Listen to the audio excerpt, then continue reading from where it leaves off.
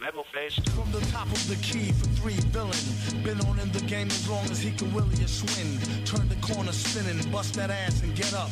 Dust off the mask, whoever laugh, give him a head up.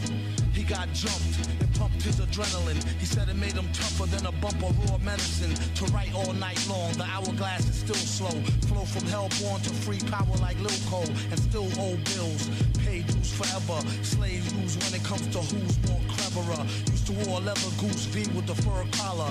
And charge the fee for loose leaf words per dollar. You heard holler. Broad or dude, we need food. Eat your teams for sure, the streets sure seem rude. For fam like the partridges, pardon him for the mix-up. Battle for your Atari cartridges or put your kicks up. It's a stick up. Boom, brung that bung. There goes that news van again. Act like you knew like toucan salmon them. He eat rappers like part of a complete breakfast. Their rhymes ain't worth the weight of they cheap necklace. String them up, bring them up under whack junk snack. And get that out your hand, punk. Jump and get your junk smacked. Foul. We all know the rules, bro. You slow, you blow the super, you fools. His own boss like Hugo.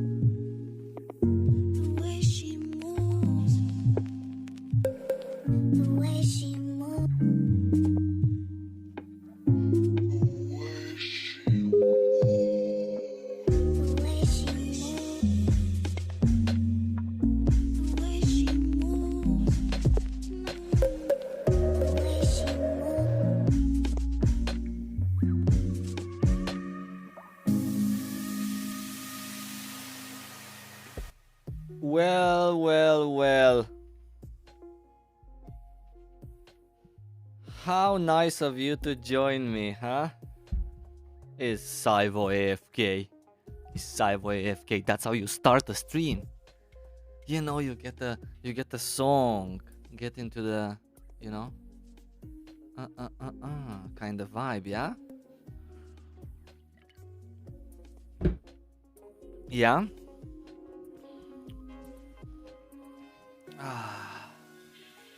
How nice. Hi everyone. Welcome, by the way.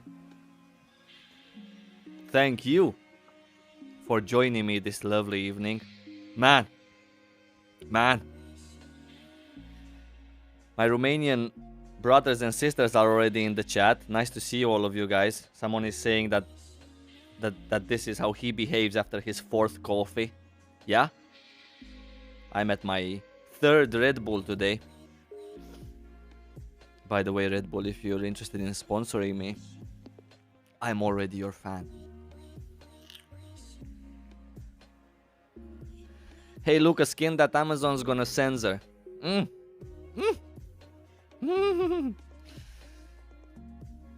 God bless. Let this one in. Give people a choice. Yeah? 234 ping. My god. My god, but you should see me play. Oh! Not my sorceress. Not my sorceress, yeah? Don't judge me because of my sorceress, okay? Judge me because of other things.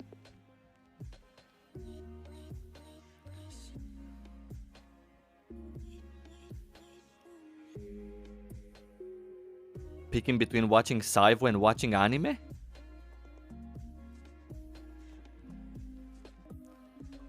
One of my moderators, please remove this man. He's a member, but remove him. I'm joking, don't remove him. Don't remove anyone, okay?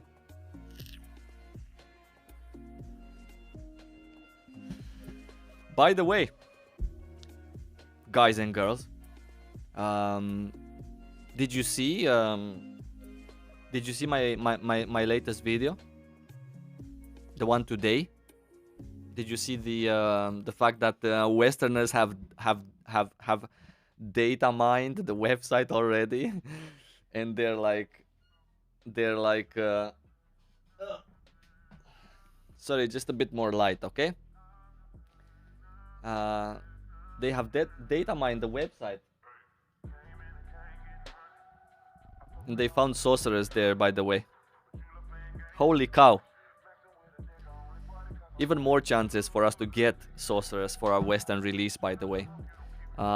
Let's spare no time, and I just want to finish my my daily things, right? It's 4:30 in the morning in Korea, so maybe we can actually get an opportunity to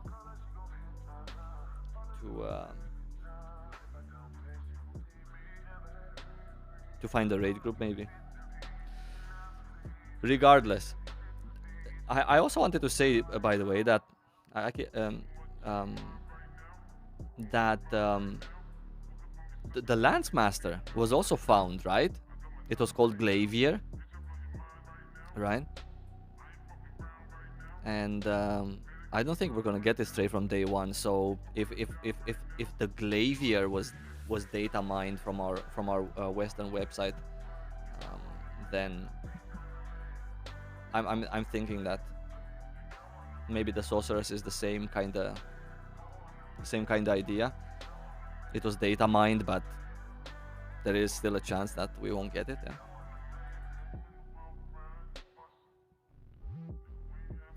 Okay, Sai. I see what you're doing there, putting me on pause. No problem. Hello, everyone, by the way. Thank you for joining me today. Thank you for the kind words, for the good wishes. Yeah. What VPN do I recommend? Obviously, Exit Lag. In my opinion, there's only one way. It's with Exit Lag.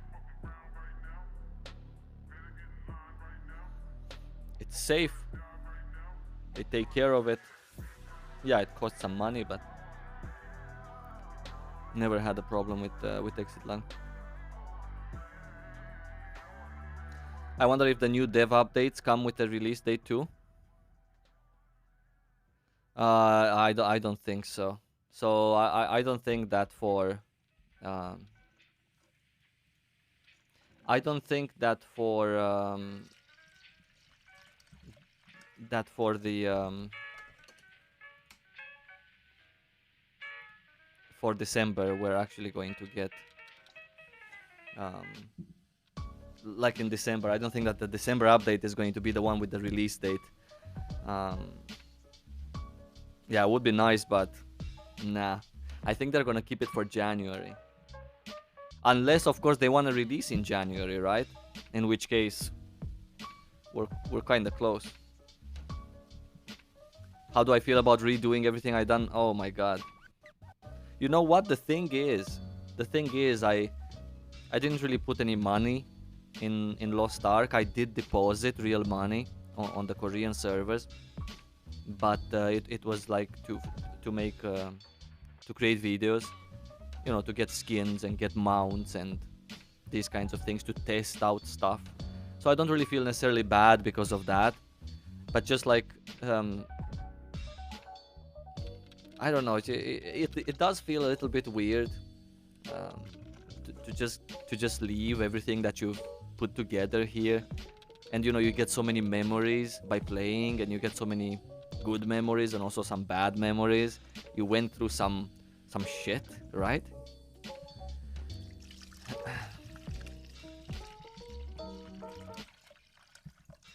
And then everything goes away. It's not a nice feeling. But I enjoyed, actually, what I played. I actually enjoyed. So I cannot say that I feel bad about it, because to me it was quite fun. And what did I do at the end of the day, right? I just tried a nice MMO. I got in touch with some people. I met some nice people along the way. And at the end of the day, it's about playing my classes, discovering the game. Really happy that I did this. So cannot say I regret a lot. But it still feels a little bit weird, right? A little bit weird that you have to stop. Ah. At the end of the day, you get banned in Korea and you stop anyway, right? Because you get banned. I got banned on 2 different accounts. One of them was actually my first ever account that I got banned on. And I actually had the name Saivo there. So I feel bad about that.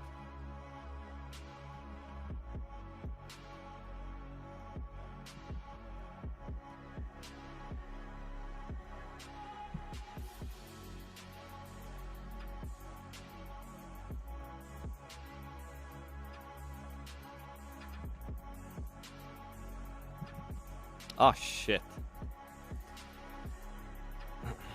What do I do for a living? I actually work in, let's say, 2 separate places. One of them is sort of a self-employment kind of thing, where occasionally I travel to another country, maybe once a month, and I come back with a second-hand car, and I sell it here in my country. At least I used to do this before COVID started. Now it's really tough to do it. But this is, let's say, this is what I call my part-time job. And then I also have a full job as a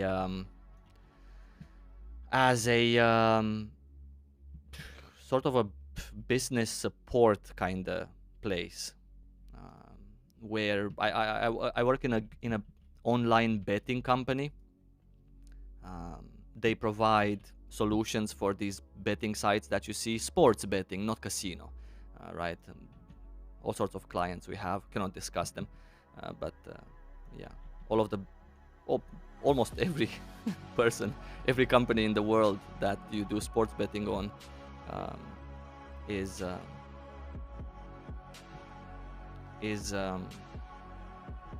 in one way or another our clients. So we provide business solutions for them. So that's my 8-hour job. This one with the second-hand thing, with the cars, or occasionally there's other stuff that you... Most of the times I travel to Germany because there's a good selection of cars there.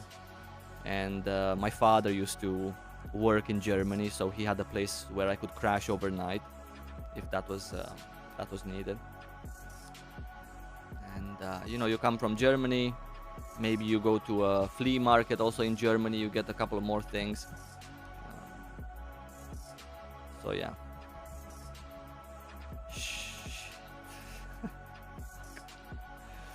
Unfortunate timing, holy cow.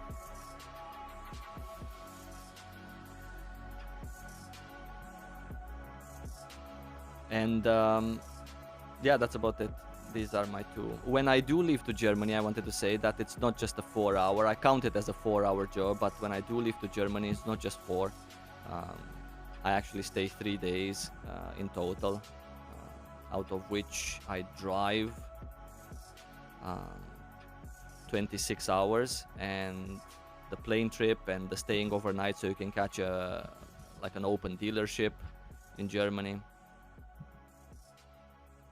So yeah, it's more of a 3-day away from home kind of endeavor as opposed to just a couple of hours. But it's good. I like paydays. Yeah. I grew up not very, let's say, not having like a lot of things. So because of that, I thought that I actually work. I'm working since I'm, I don't know, 15. So I like working. I thought it's cool to just get money, right? So because of that, I getting 2 jobs. And there's YouTube also, by the way, which out of all of the jobs, YouTube is the hardest. Not the hardest, but the one that, let's say, kind of takes the most time away. if you count playing as well, because obviously in order to do YouTube and stuff, you also need to play, otherwise you're not really doing any YouTube.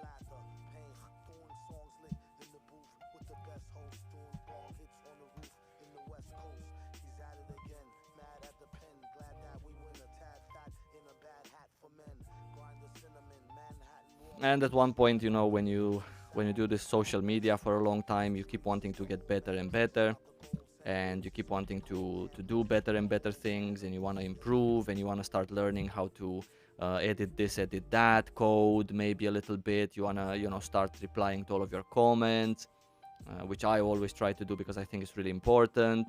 So, you know, it takes like hours upon hours, on top of hours upon hours of actual playing, in order to complete these tasks in a successful manner.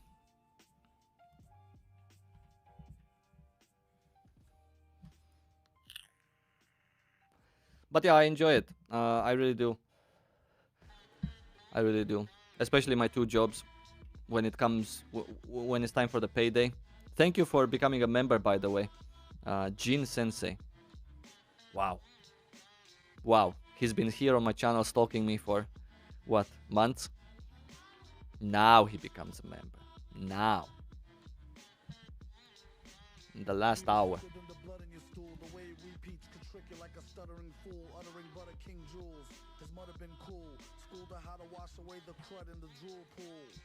Made his chrome dome glisten. At first he couldn't tell she had a chromosome missing.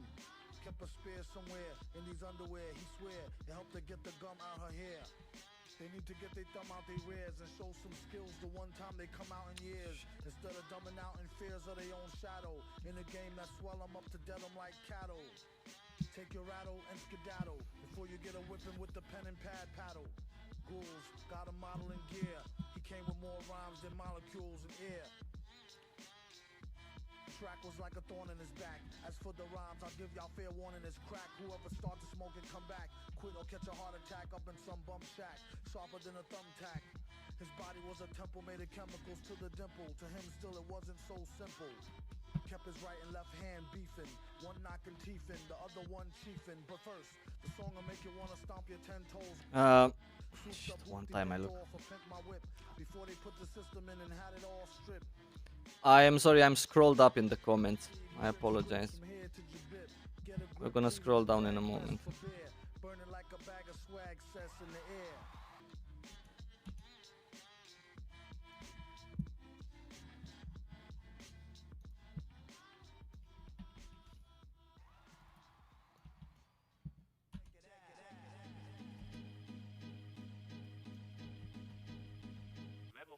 From the top of the key for 3 billion.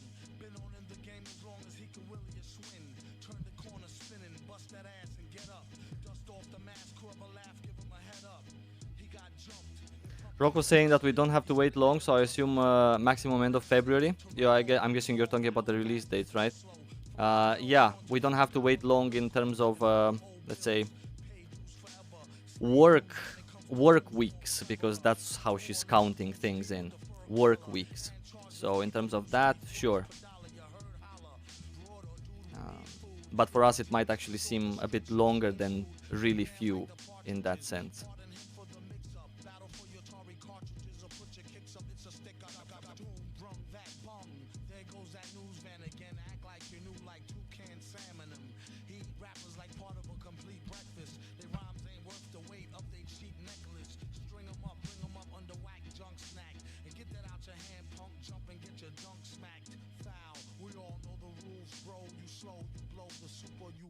His own boss like Hugo.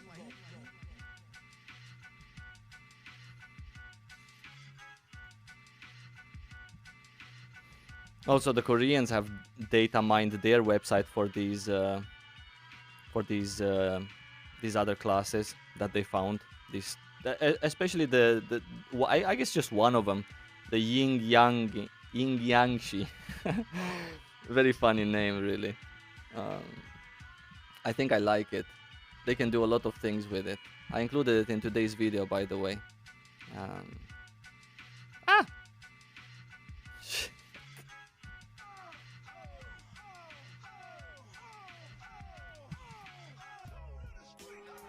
Yeah. I apologize. I just wanted to finish this boss so I can maybe queue up for tier 2 with other people.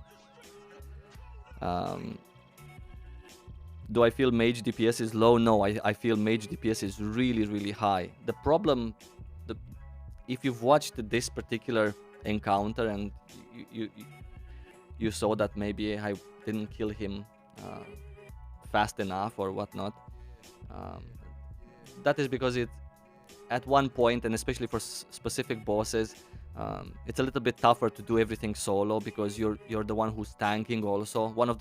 Let's say one of the biggest downsides in doing solo raiding is because the boss is always on you. The mechanics are always on you, so you have to dodge a lot, you have to move a lot, so you don't really have the opportunity to actually, you know, as a sorcerer, stay back and cast, which is what you're most likely going to be doing if you're in a party of 4, right? Because there's 3 other people that have the aggro on you. And also some mechanics, like for example from this boss, I'm unable to afford to stay at any moment close to him, because otherwise he grabs me, and then as a cloth wearer I just die. Simple as that in that particular combo, because again I don't have anyone with me, so they can do the CC phase during that time and you know, CC and break the boss so I can get out of his claw.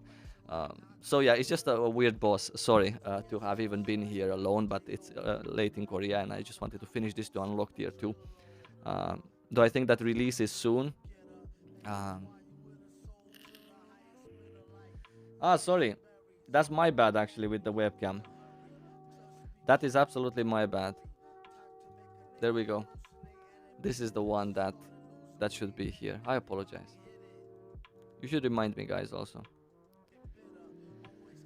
Did I ever think about going into YouTube, Twitch as a full job? I actually thought, well, let me just be honest. So I have never in my life thought that, like never. I'm doing this for 7 years, right? Almost 7 years. We're getting close to 7 years since I started to upload videos on YouTube.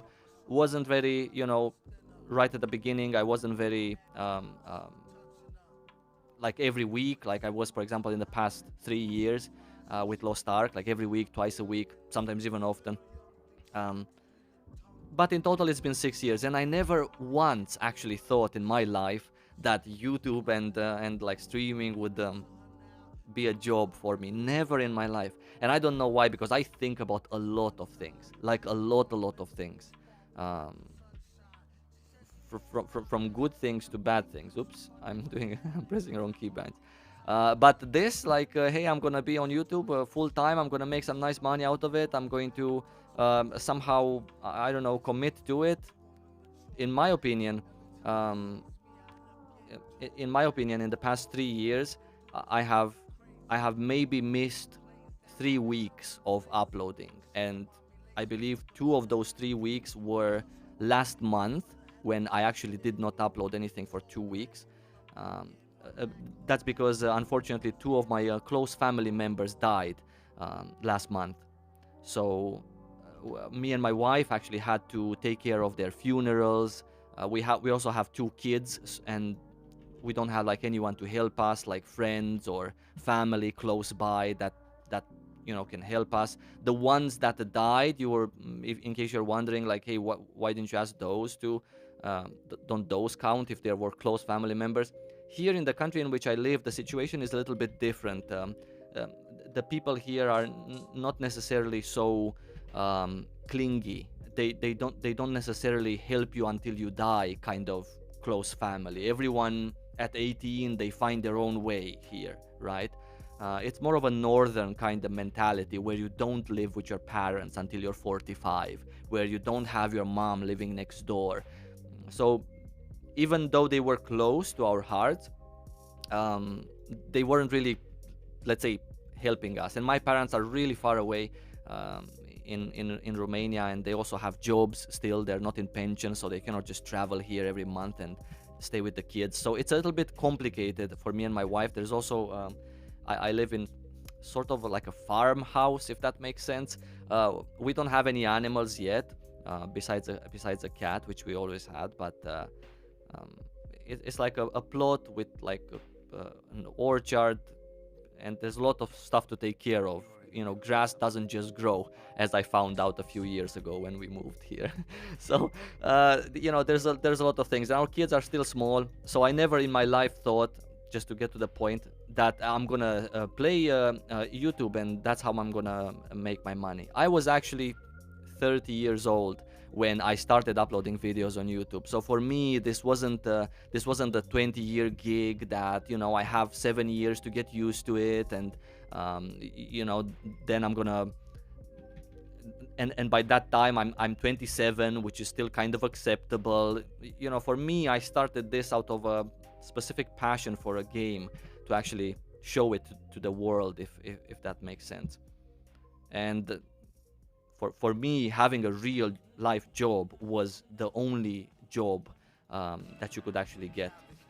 That's why I never ever thought about it. Plus, I'm working real life jobs, as I told you, since I'm 15. When I was 15, that was quite long ago. Even though I'm 21 now, you know what I'm saying? We don't talk about my age on stream. But YouTube did not exist when I was at the age for watching YouTube or doing YouTube things, right? So that's what I'm saying. And that's why I never thought that, hey, I'm gonna be a YouTuber or a streamer. However, I did promise that if I get to, what did I promise? 300 members, right?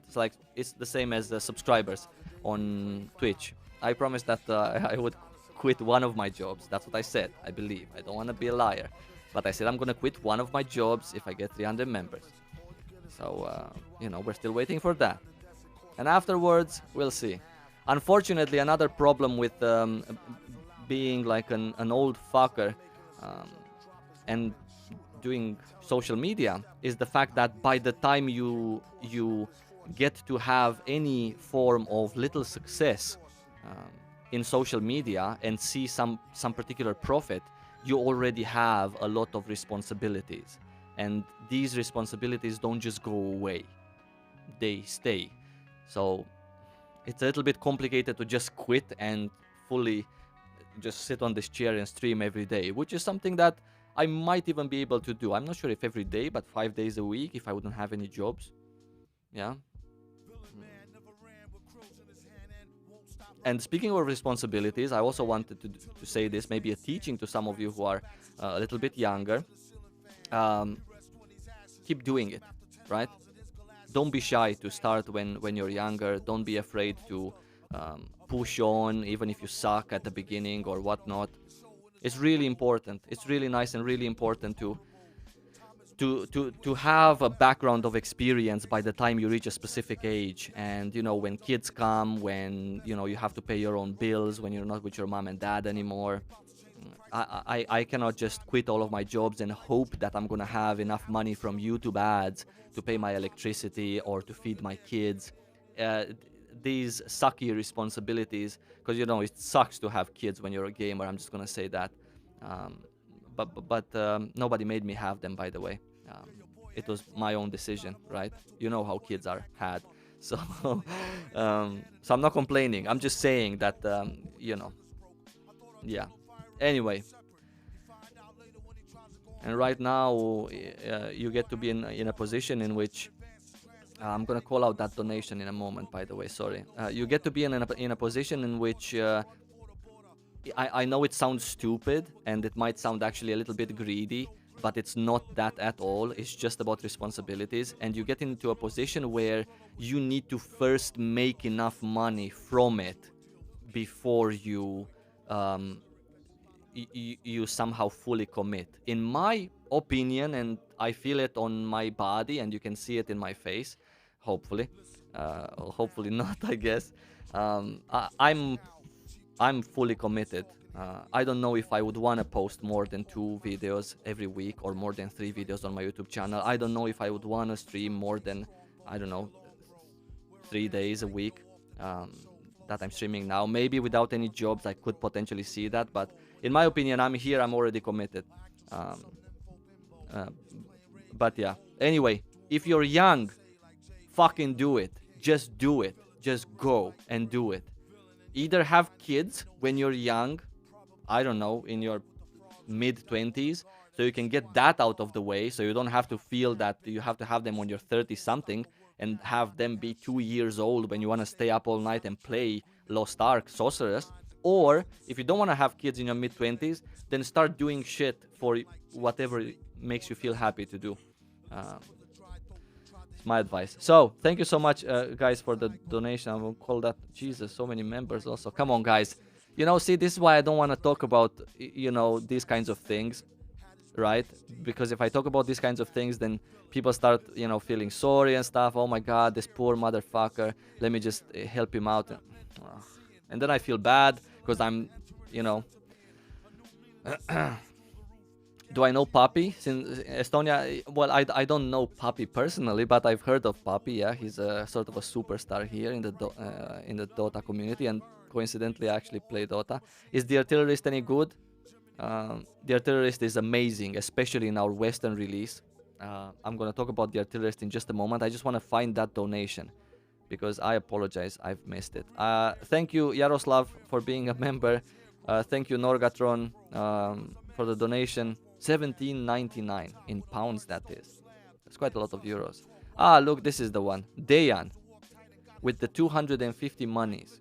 Thank you so much, buddy. I really appreciate it. Yeah, I really appreciate it. I'm not sure, maybe this is a lot. I appreciate it very much. I appreciate all of you guys that are here watching. And yeah. Thank you, CO6. Come on, you're already a member, CO6. Stop it. What kind of gameplay do you like to see with those 3 new professions? Forever 21. I will talk about that in a moment. I have a couple more. Holy cow. Grizzly Bowie, thank you so much for being a member. I saw you being a member before also, I believe. Or at least in my chat, I remember you. Mateus Brito, thank you for being a member. Joshua, thank you for becoming a member. You guys get emotes at least. Looney, also. I really appreciate you guys. Yeah, see, this is why I don't like talking, because I never talked about these like jobs and kids and stuff ever, even though people asked. You know, it doesn't matter. I am getting paid from those jobs. It's not like it's poor Saivo, he's working, has 2 kids, and I made those kids. I took those jobs. You know, so there's nobody else that. I like it. It's nice. When there's a payday, it's nice. First of all, let me answer the blaster question, by the way, because I believe there's a little bit of a misconception here. So, Artillerist is a really nice class in terms of DPS, one of the highest DPS classes. Unfortunately, in recent content, which is stuff that you guys which are new and ask, is Artillerist good at DPSing, you don't even need to worry about this recent content that I'm talking about. But for you to understand, in recent content is very fast-paced. There's like 120 mechanics per boss fight. So because of these many mechanics, you're always left, right, center, move there, drop a card, sit on a card, go get the Joker, take the ace, drop down, go in another dimension. So there's a lot of moving around, right? And there are specific phases in which you DPS really, really hard. For our content, which we're getting, like for example, rank 1 and rank 2 raiding, these bosses don't really move that much. There is not so many mechanics. This guy has 2 mechanics. So it's very easy for an Artillerist to really shine as a DPS in the content that we're getting from day one. Later on, these bosses also, they don't move that much either, even though they do start to become a little bit more chancy for an Artillerist to land everything. It's really important for classes that are slow, like a Destroyer and Artillerist, to land every skill, because you don't get a second chance because you have a 3-second cooldown on that skill, right? You've missed it, you've missed 500,000 damage.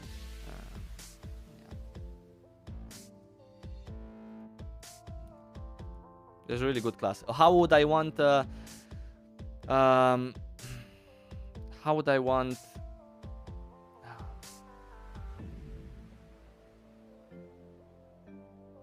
will people quit in tier 3 once they see the game difficulty? I'm gonna answer the question also on how I want how I would see this the gameplay of these 3 new classes in Korea. By the way, quite disappointed that there were a few people in my last video, the one today, that actually they just didn't understand. Like, they just didn't understand where these classes are coming from. There are a lot of people, by the way, that are watching me recently, and it's either me who's not expressing stuff right, or they just somehow, it's just maybe a little bit too hard for them to really understand that there's several regions of Lost Ark that we talk about, that we play, and I'm just so let's say upset that that I don't know,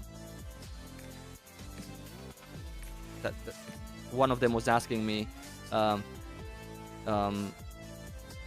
shitty is Amazon Games, he was saying, that instead of giving us Destroyer and Arcana, they're giving us all of these new classes, Yin Yang Shi and these whatever, Alchemist and whatever, Weather Magician.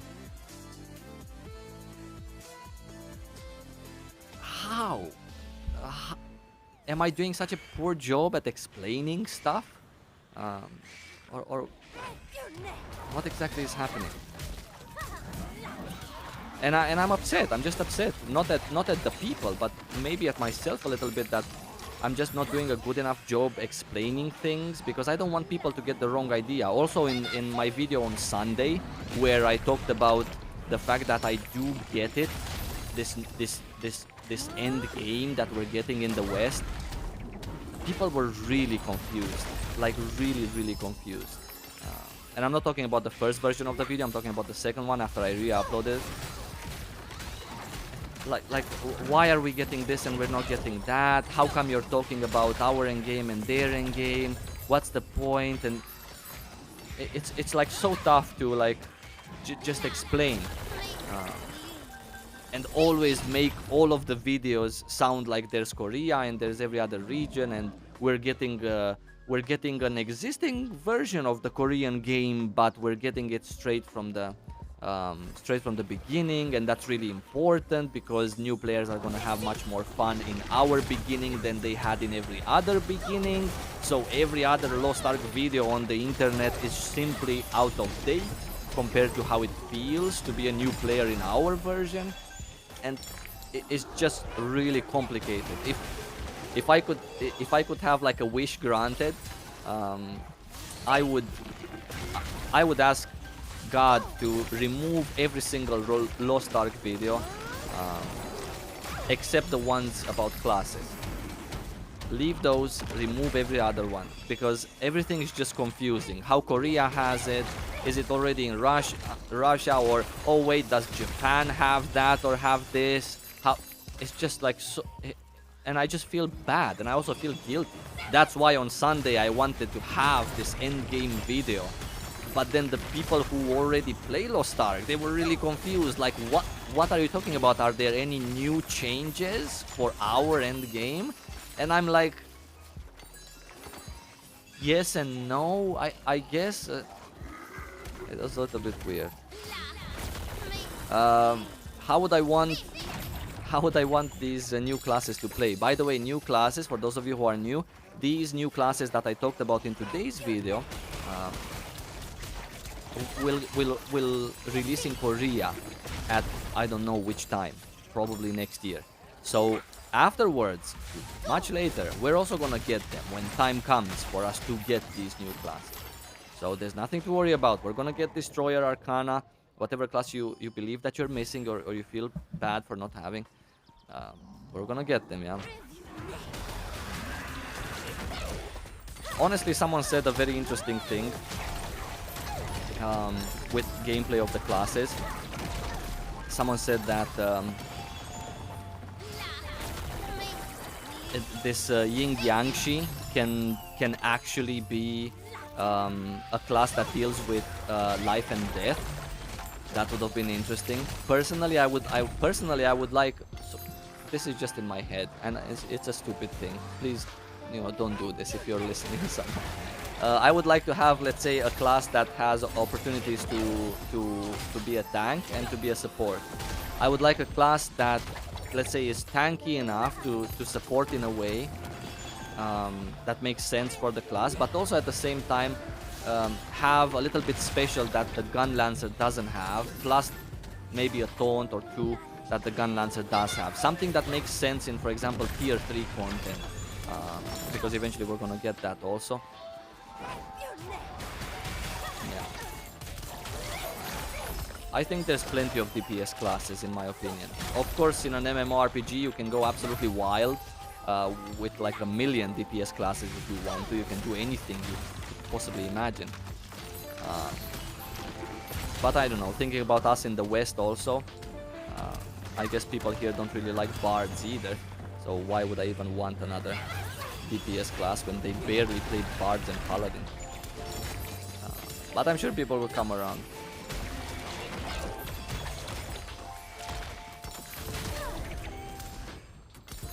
Can I please ask for early release? No, I cannot ask. Who am I gonna ask? I mean, the same way I can ask, the same way you can ask also. I can go on the forums and make a post, right? Tojo is saying, keep up the good work with a 50 money donation. Thank you so much, buddy. I really appreciate it.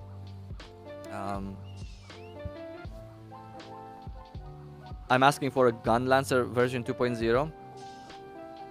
Yeah, maybe maybe the female Gun Lancer, maybe the female Gun Lancer could actually be that. Yeah. Yeah, sure.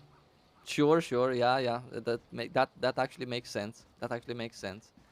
But I don't know. Whatever I say that I want something or a specific kind of gameplay, me as a player who enjoys, for example, these necromancy summoner classes, I would actually like to have like a necromancer, something that raises the dead, something that deals with death. I would really appreciate that. Debuffs, bleeding, poison, sort of like, kind of like a reaper, but more of a light. But again, a male summoner could fill in that role. So not that any of these classes here would actually do that, because the weather magician, what's that going to do? Because there is, let's say, a sorceress that doesn't control the weather, sure, but there's like lightning skills, that's part of weather. These also ice skills and ice shards, also ice is part of weather. So greetings from Brazil. Thank you so much, guys, for watching me, and greetings to everyone, no matter where you are. Yeah, I better get you this game in January. Come on, guys, I'm not gonna get you any game.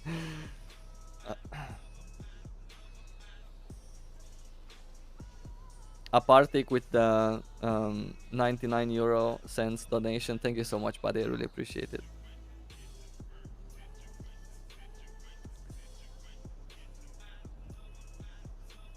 What do I think about the Abreshud raid? I've never done Abreshud, by the way.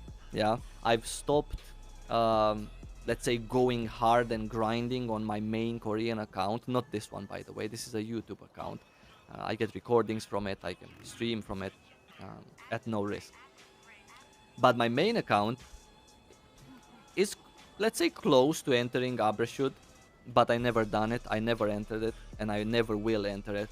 I don't want to enter such an amazing place. I reacted to it when I saw it the first time. I even know mechanics already, let's say, by heart, because I've watched recordings for it with my friends also in real life. We actually had one evening when we had a LAN party. We played some Age of Empires 3 on a LAN, and then after that I wanted to show them, Abershud and how it looks like, the end of the end in Lost Ark, because they are also gonna play Lost Ark with me. So yeah, but I've never done it. It looks awesome, it feels awesome, and I don't want to do it until it comes for us in the West. Hey Chris, Thank you so much for becoming a member, buddy. I really appreciate it.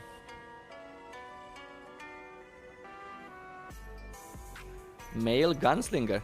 That's the Devil Hunter, yeah? Oh.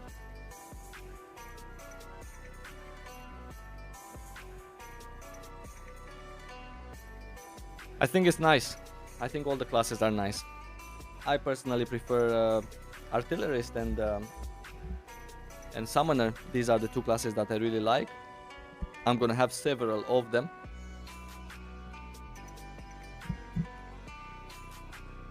But yeah. Anyone for this maybe? Or do I solo it again?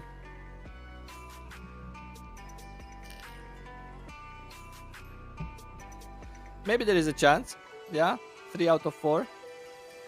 3 out of 4 people.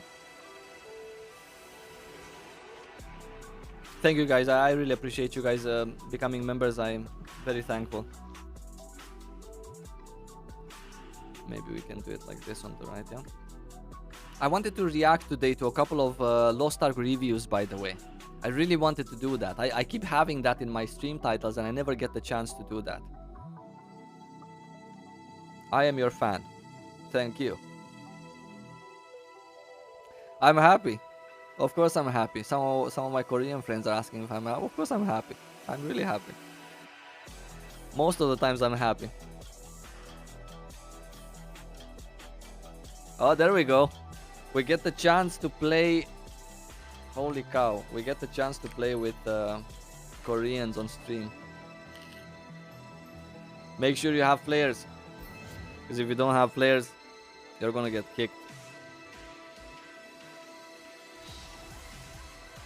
Do I know which version of the game we're getting? Class balance. I think by the time we're getting it, it's going to be the balance patch that was applied last month. I'm not entirely sure if... Oh shit, did I forget my bombs?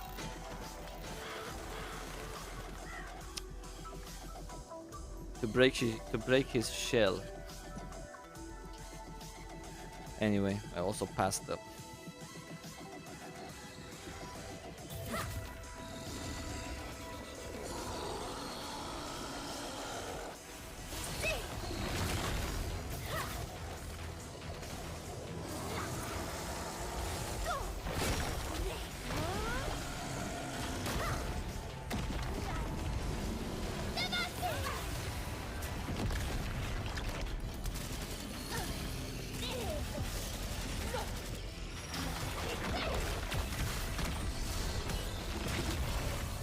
Oh, there we go.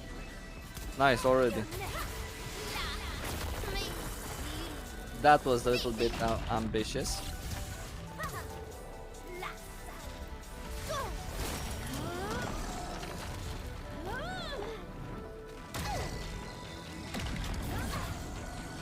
Oh, there we go. Again.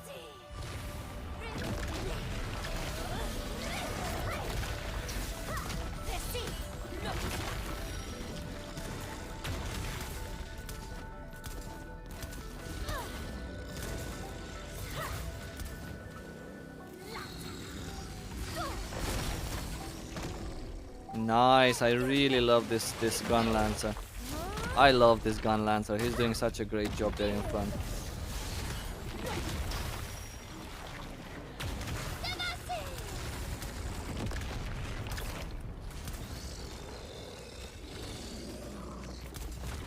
Like it literally feels like a million times better to play Sorceress in a party than it feels to play alone. Summoner for example, is pretty decent alone. Summoner is nice. You have Maririn, he can tank, he can taunt occasionally if you spec for that. But some classes just like really suck to play alone. And if I would be like, let's say like a War Dancer, which you know is really fast. Shit. A War Dancer which is really fast, to just move left and right, then I would feel happier. But like this with all of the casting.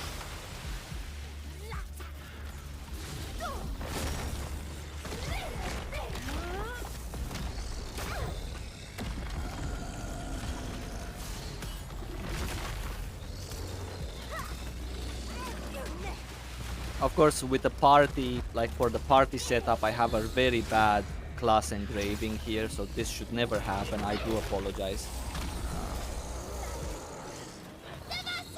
But I thought that until a higher item level... Oh, there we go. I thought that until a higher item level, this engraving would be good. So, and it was also... I think somehow I had this engraved. I don't think I bought it, and it's only level 1, I believe.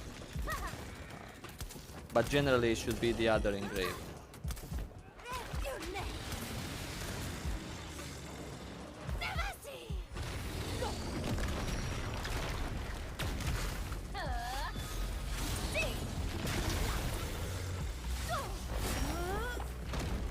Holy cow, but yeah, I'm just saying, Sorceress in tier 1. What a dream.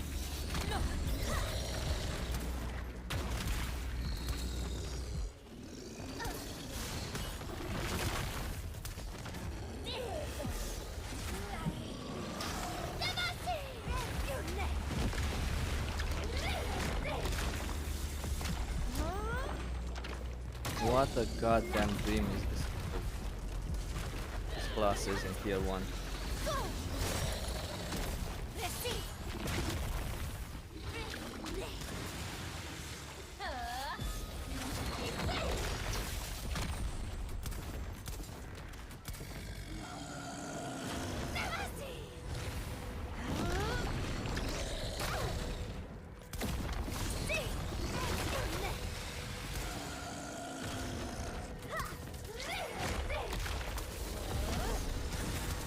Very bad engraving. I have to take this off. This is so bad for groups. I feel like so useless with this engraving that makes you just dash all the time, as opposed to the other one that would really stay in front. Wait, what happened? Sorry, something happened with my stream, I believe. Ah, yeah, I'm taking screenshots.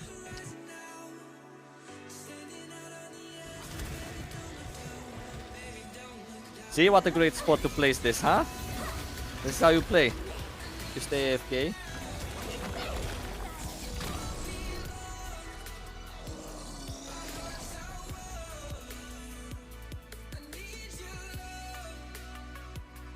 Does taunt work on every boss?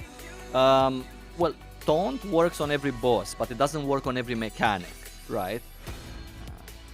Specific mechanics can be taunted. Thank you for becoming a member, Zalmez. I really appreciate it. Thank you so much. So many members this evening. I really, really appreciate it. This is what happens when you tell a sad story. You know, oh my god, you're so sad. You're such a sad motherfucker. I really appreciate you guys. I really do. I appreciate you. Even though I don't appreciate my sad story, but... yeah.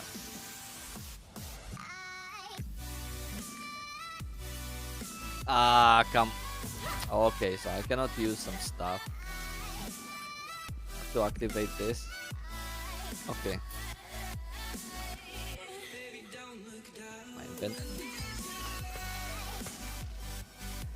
Because it was just, I was just too lazy to go further away, drop an item, use my cards, and right, done.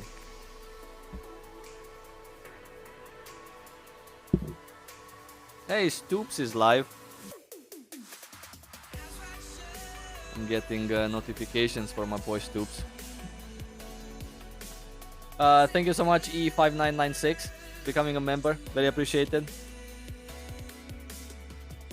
This is as easy as the bosses get. Yeah.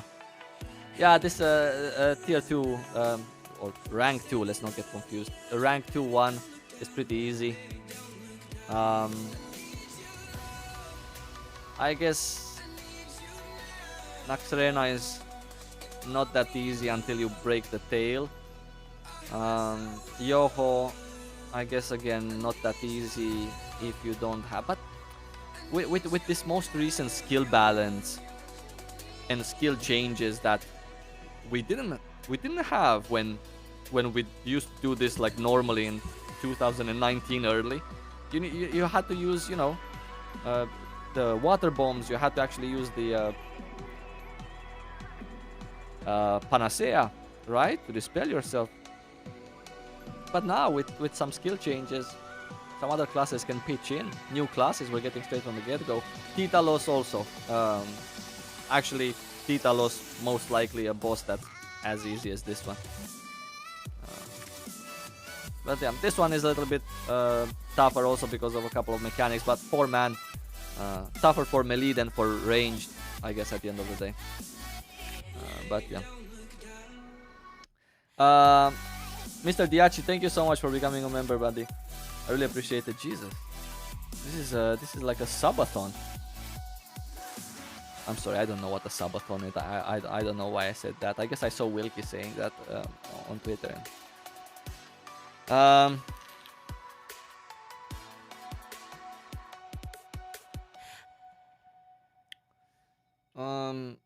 I'm gonna main Blade and Berserker when Western release. Do you have any suggestions for a third class? A melee? Do a Shadow Hunter also, right? You do a Blade, a Berserker, and a Shadow Hunter. Or you could do, let's say, one of the fighters. What about that? A Blade, a Berserker, and a War Dancer. Yeah, very nice.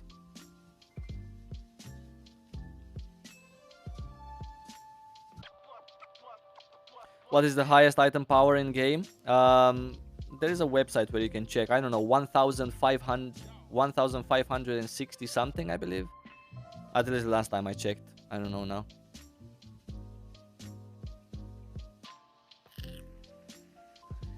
Citadel of Illusions. But I really don't understand the mechanic. Let me just clear that up for you. Let's see if we can do it. I don't think so because I don't have on this server. I don't have the Rohendel quest. This one? This one? Or did you do like a higher item level? Citadel of Illusions. I cannot do anything. Yeah, not on this account. I don't think it's any of these, right? You might be talking about one of these.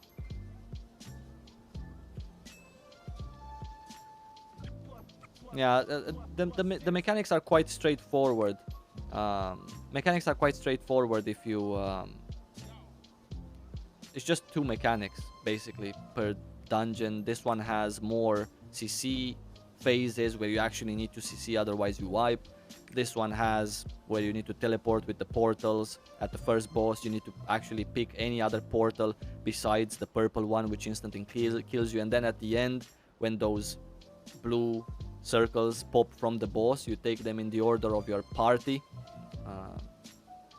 First circle is being taken by the guy that's number 1, which stays really close to the boss, so he can make sure that it's taken. And then every time the screen blinks, that means the person has acquired a sword, and you take them in order, then you should see the boss. It's like 2 mechanics. Yeah. Under the one under Palace of Dreams. Right. Yeah, so these 2. Yeah. It's just a couple of mechanics per boss, basically. From all the years and various content I watched, I'm the only one. Fun and relaxing. Yeah. Thank you, buddy. I think one of the reasons why, you know, there's really many players who play in other regions. Players who have played in other regions from the beginning, right? For some of them, it's their main region. So, you know, they do a really good job. But for some of them, it's not. And there's many players who have actually played until a high item level, people who still play, people who have started in Russia and are now really going hardcore, which Russia came later. But for me, I always felt like since day one, I always felt like, hey, you know, I'm just gonna wait for this game to come out, and you know, it's not gonna be more than a year before it releases for us. So I'm not gonna, you know, go full ham. I just wanna get the basics, get where to farm some gold, get to how to do some raids, and that's about it, right? Everything else like map completion and stuff like that, I'm gonna do later. I ended up not doing that. I ended up doing everything Um, and now we're entering in year number 4, and I'm still here.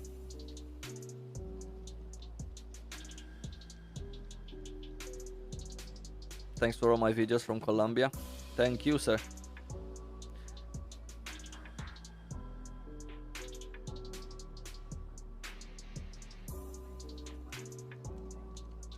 What happens in the second phase when you have a team member die and everyone is supposed to have their light on the mark?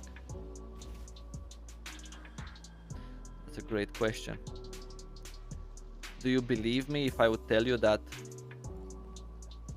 I don't remember having anyone die? Yeah. So these two, when they came out, I was actually still playing with friends in Korea. So because of that, I don't know, it just happened that we did the mechanics right. Plus, we didn't really farm them for a very long time. And then later on, like in recent days, now this is just an item level which you can also skip. You don't even, let's say, have to come here. The way things are right now in Korea, you're not like forced to do this. So I haven't really played these with pugs, but I could possibly go in there and, well, I cannot because of the quest. But I could go with another character and go in there and see what happens. Actually, I'm curious now also. And die myself, right?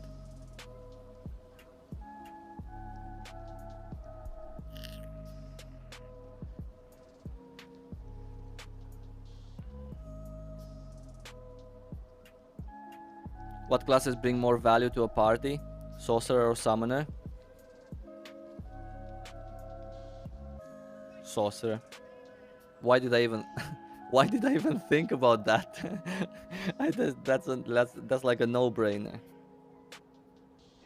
So Sorceress is really good. Sorceress is really good because it just does so much damage. It's literally just so much damage that regardless of whatever party buff, skill, or debuff on the boss it has, it's just mega value because of its damage right now. Yeah. Plus the summoners, let's say,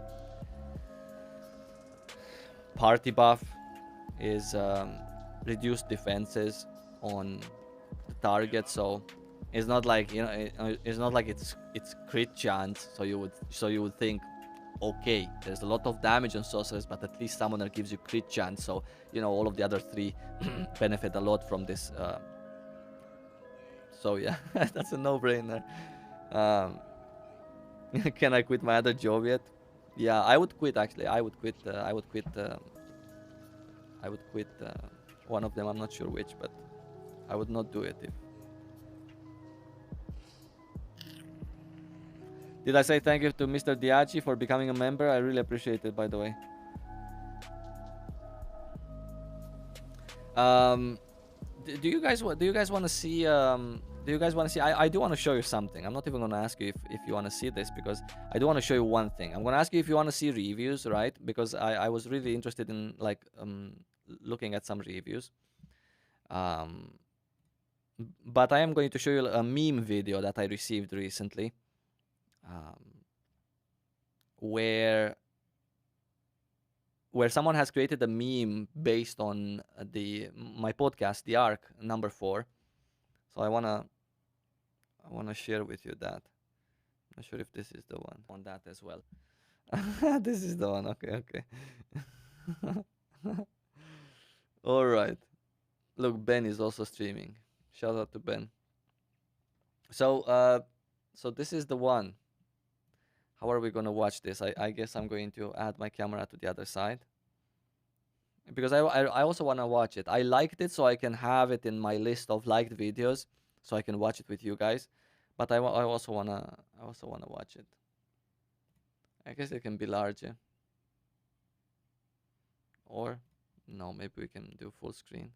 Yeah, this looks good. Okay, so I just wanted to. This is the first time I'm watching a video, so I just want to test the sound on that as well. Now, having that said, okay, I think the volume is good enough. I also wanna hear. I'm sorry for forcing you guys to watch a meme video, but maybe it's gonna be funny, so we can watch it together. I'm curious also. So let's see. This is called the boba, right? Because it's not booba, it's boba. Apparently a meme video compiled from my podcast where Rox was here, Wilkie and Lino on that as well. Now, having that said, not booba, maybe babo. Welcome to the Ark, okay?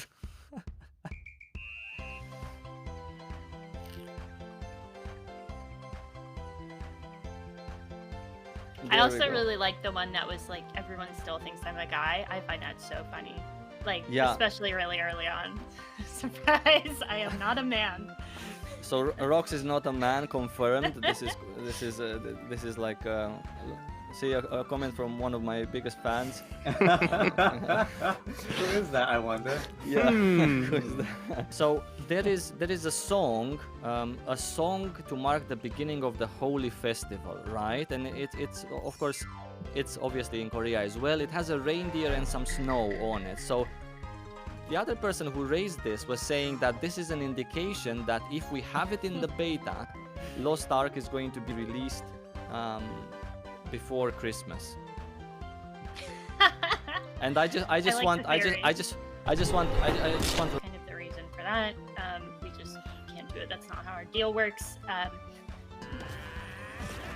Shut up, Is stupid. that one? Okay, I think I saw it, yeah. We might have Nina here, I don't know.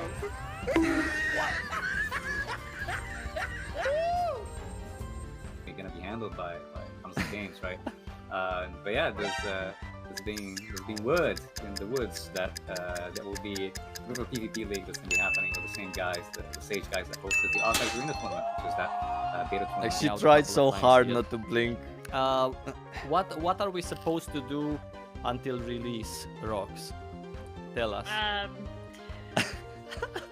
Sleep. Wilkie, let's get into like you know, the serious stuff. Tell me about the booba.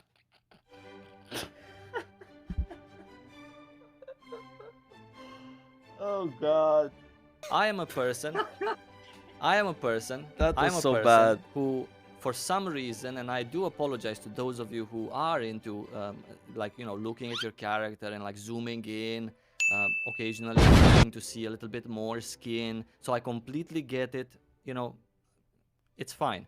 But I myself have never ever zoomed into my character so I can see if she has a little bit more, you know, booba showing or something like that. So I would like Wilkie to explain to me what's the deal with booba and why so many people are concerned. There's two sides to this. First of all, going back, I was younger at some point. Imagine that, just like everybody else. Gaming scene in MMORPGs, there was always this, I would say, like almost baseline.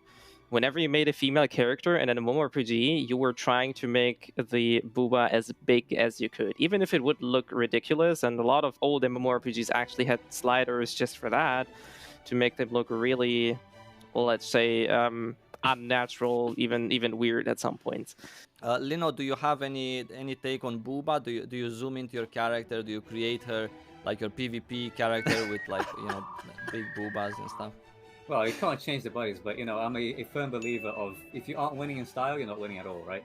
The end game, people are talking about raids, item level, like screw all of that. Like, your character has to look good. If your character's looking good, you're winning.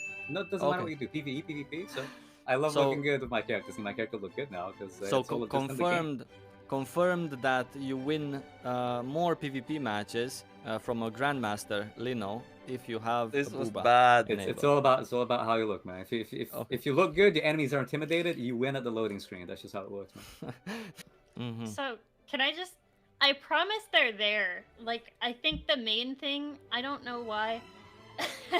We've said this before, like the starting outfits that, oh, hi cat. that you will get like on your character are different, but and a little bit more covered up, just because sometimes, I don't know, I'm a girl, when you're front and center, it's like bam, you know, right away. But they're there as white drops, I promise. Like, they have not been removed from the game. I promise the booba is still there. There you go. There you go. The booba is still there. Right. Okay. Well, let's end on that note, on a loving note, by the way. Goodbye. Bye-bye. Thank you for having us. That was fun and also a bit cringe. Yeah, the booba thing was a little bit weird. I talked about it in my stream afterwards. But yeah. Cool. What are you guys? Any questions? I was watching the video. What's better for party, sorceress, or war dancer?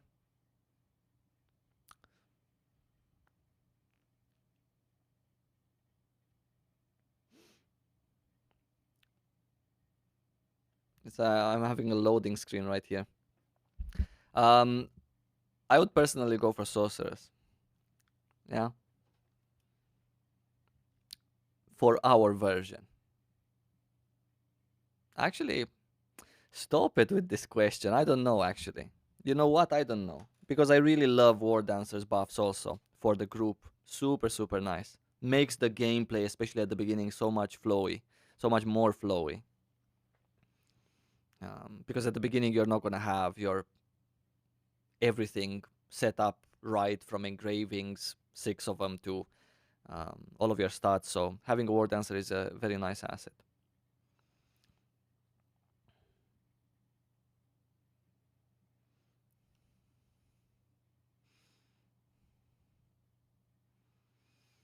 Do I know the Estonian singer Kerli? I love her so much. I dream to visit your country because of her. No, I don't know Kerli.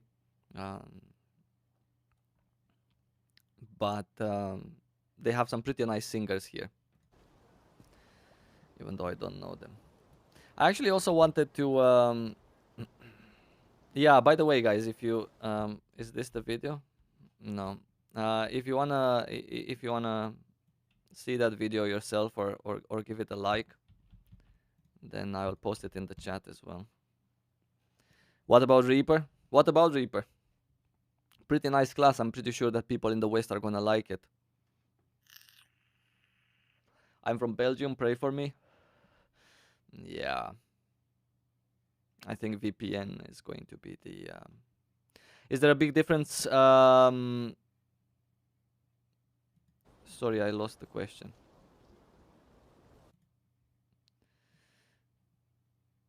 My bad. We're gonna find it. Is there a big difference in between Striker and War Dancer, which is better at PvE? Well, they do have different skills. Some skills are different in terms of the two classes, but the differences in between them come at end game. So after level 50, once you get your engravings, right? For example, as a War Dancer, at end game in Lost Ark, there are engravings. I apologize for not being beginner friendly enough. So these are engravings, right? This is the list of engravings. This is a Korean client, so translation might suck. But at the end game of Lost Ark, there is engravings, and these engravings really decide how your class feels at end game. And on top of the fact that there is a lot of regular engravings that every class can acquire, every class also has 2 class engravings. So to answer the question, is there a difference in between Striker and War Dancer? For example, the War Dancer has an engraving that it removes the innate skill. So you don't acquire the gauge anymore, right? But you do 25% more damage with all of your skills. So this is something that completely changes the class compared to, for example, a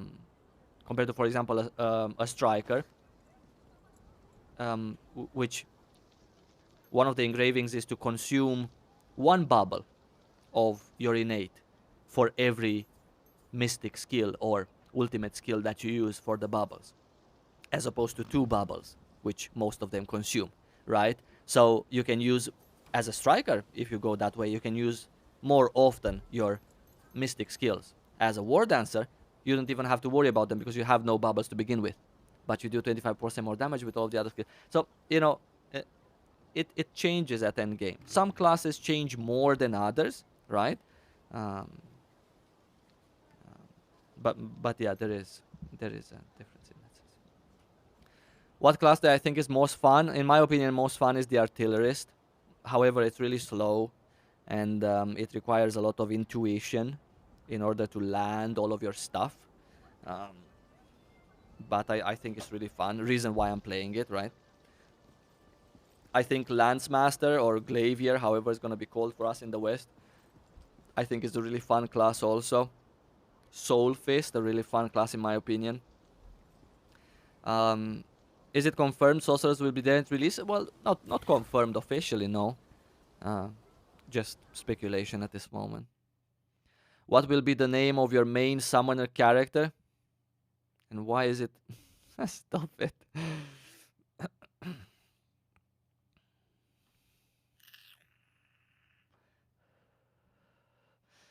Greetings from Croatia. Been following you since Aeon.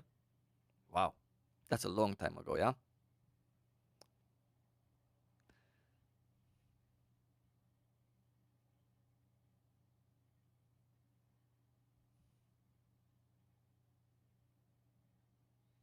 Yeah.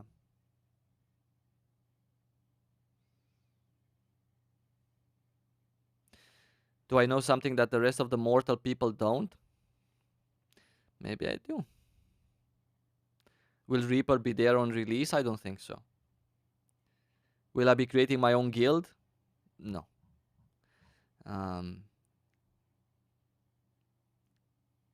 Do I know something about the release that the rest of the Western Lost Ark fans don't? I don't know. I mean, it seems that everyone knows it's in January, right? I personally know it's on the 13th of February.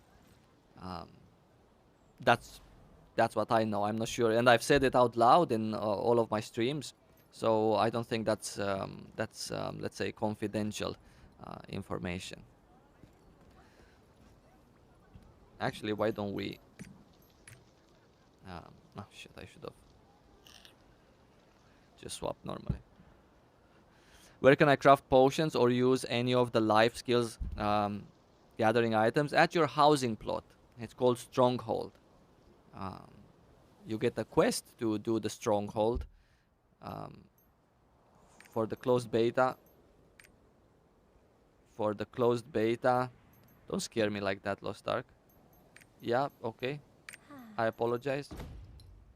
For the closed beta, the quest was at level 26, but I believe that for release we're gonna get the quest at level 50, and you unlock your housing plot, and then at your housing plot you do all of your crafting with the items or the materials that you get from. 13th of February is a Sunday. Actually, 13th of February is a Friday.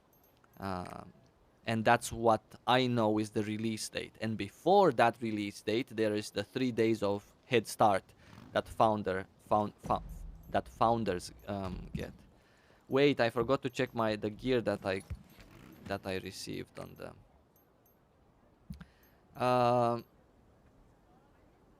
Wow, look at my stats on. That's why, because they're shitty accessories. Okay, gotcha. Cool. 330. I believe that we have enough mats to upgrade to 340. Maybe we can catch an abyssal dungeon. Do I know anything about the change of engine, the graphical engine? No. I don't know. Wait. You checked and it's a... Are you sure?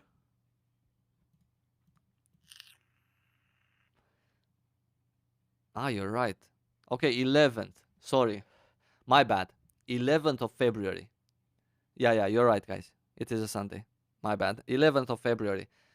It was 11th of February. Yeah.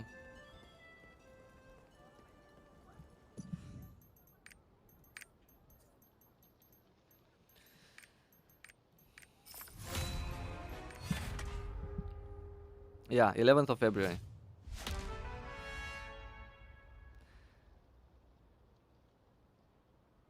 Hey Saivo, I'm looking for past entries for Lost Ark concept art armor sets. I would like to enter this year, but I cannot find any kind of forum where artists posted their work. Oh, buddy, I don't know exactly where the forum is, where you can post, but I don't think that you're gonna get accepted, by the way. So we don't have Lost Ark for our Western version, in case you're new. Ours hasn't released yet. So you're not gonna get accepted to participate in Korea, by the way. That I can tell you for sure.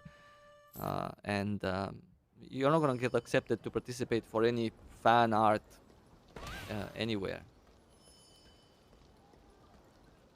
What flavor am I vaping? It's just I think it's called American Classic. It's just a regular no flavor kind of thing. I actually don't like flavors. Oh yeah, haven't played the summoner on this particular server in a million years.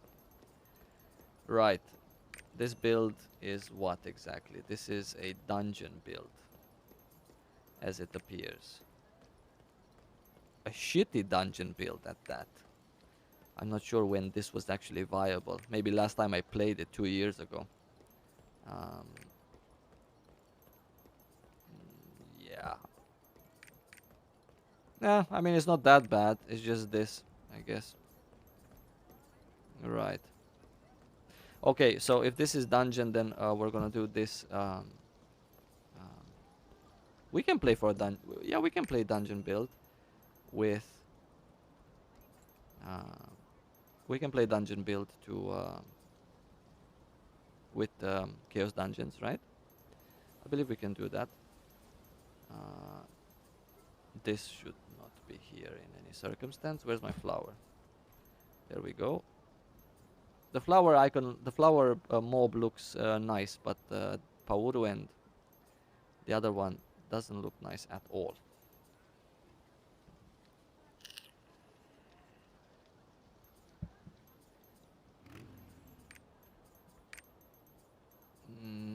Anyone interested in why I choose the skills that I choose and how it works, or sorry for not asking?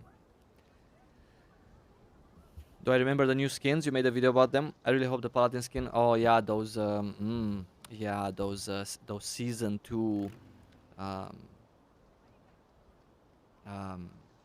fabled avatars. They were so nice, so nice. Release announced in December article or January, if you have to guess. I would say January. I would say that they have to tell us something in January as well. And because I believe, or it has come to my attention, that the rumors are saying that it's February 11th, then I think that in January we're gonna get this announcement. But who knows if they have decided on something right now, which I'm not entirely sure that they have. Because December is what? Let's say tops 2 weeks, because people are going to start asking for the December article in what? In the first 2 weeks of December. So we're like 2 weeks, maybe 2.5 weeks from that. I'm not sure. How's my son? Yeah, he's growing up.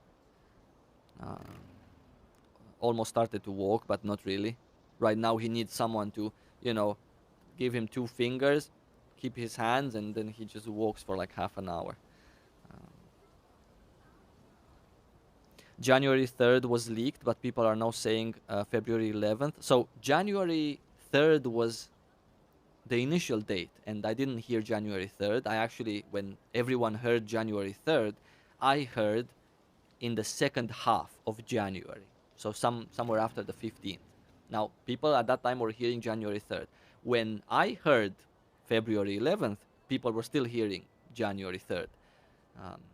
So, yeah.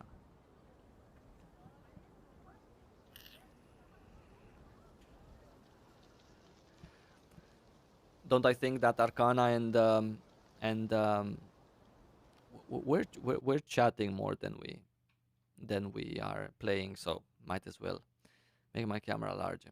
If I think that Arcana and Destroyer will be the next classes, Yeah, I think they should. I think it's nice. Then again, I believe a lot more people would, let's say, enjoy playing a Lance Master than Arcana and Destroyer combined. Um, I think people would also enjoy playing a Reaper very much here in the West. Um, and since Assassins have 2 characters and Mages have 3 characters, for example, um, then I'm not sure if they want to take in consideration just the fan feedback or fan whatever they want to play, or maybe they have other business decisions that they need to take in terms of which class comes next, which one they're gonna. Still waiting for the summoner build guide. Yeah, so I guess yeah, I guess it's not that important. Nobody plays summoner anyway, right? So where's my plant? I just wanna start queuing up, right?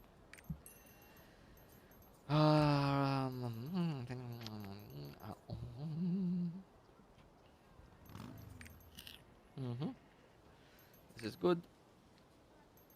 Maybe actually we can do this because we have the boss fights in the Abyss dungeons are actually complicated. This I actually like. This is nice. I don't want to invest more than 4 points here. This one doesn't necessarily. Actually, the mobs die really fast. I should go with my raiding build, right? In these dungeons, I shouldn't actually go with my. Yeah. Okay. So we're starting from scratch. I don't want to go with like some shitty dungeon build here. We're starting from scratch, friends. I do apologize. It is what it is. This one doesn't have a spot in my raiding build. So what we're going to do, 10 points in this because we actually have them. We're going to do 10 points in Pauru because it's actually very important. We're gonna go for Blue Flame and then the enhanced attack power for Pauru. On this summoner, I don't think I have any imprints. Yeah, heavy armor, so I don't have any class imprints. But that's perfectly fine also. The LC we're gonna do for extra damage after we summon it. We're going to do also the Sticky Swamp Moss. Even this would be enough. Let's see if we have more points actually, right? Sticky Swamp Moss, we're gonna place it here. Pauru, we have him. Maririn, of course, we're gonna take Maririn. We take enhanced attack power. We take the charge order, and we're actually going to take this because I don't think that he might necessarily benefit from the 100% increase in HP, and we're gonna add him there. We're gonna take the Shatter Earth also. We're going to do Shatter Earth at tier 3. We're going to nah, never mind. This one, and then we're gonna do this one as well. The Water Spirit is also something that is pretty decent. Shreddy is something that I absolutely love, so maybe we can actually put 7 points into Shreddy with the increased movement speed for myself as a summoner and also the increased duration for Shreddy. Ancient Spear should be something that's absolutely always part of your summoner build, but we don't have enough points to get it to 10, so Shreddy is not going to be level 2, unfortunately. Casting speed, the Flame Spear, and yeah, this one looks good. So we have our build and we have 1 point left. This is how we're gonna queue up, and then we can talk a little bit more matchmaking.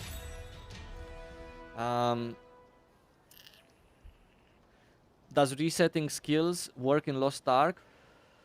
I want to level my first character without looking at any guides. Yeah, absolutely. So you can always respec for free, right? Back in the days, I'm not even gonna say what was back in the days because it's, again, I hate that and it's confusing. Respec is for free in Lost Ark forever. Yeah.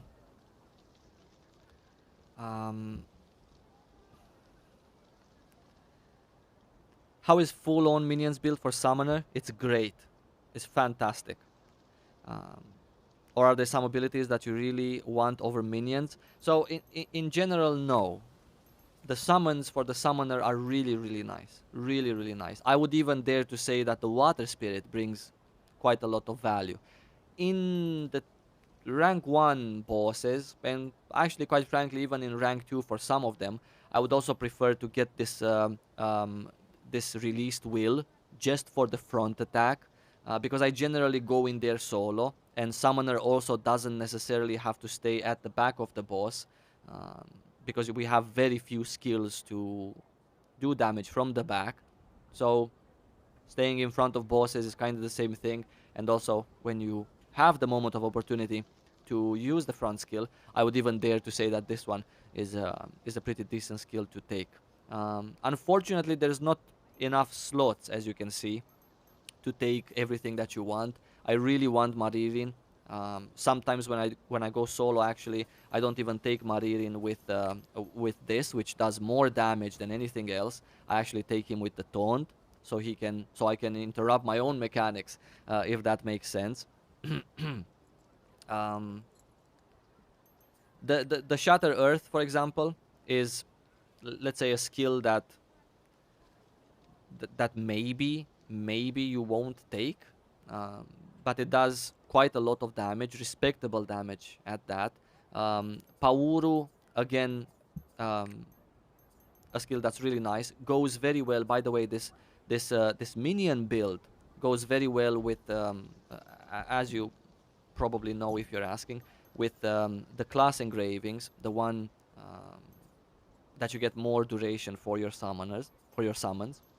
Uh, but it's you know, there's some auto attacking going on in any summoner build, if that makes sense, because you run out of skills, literally.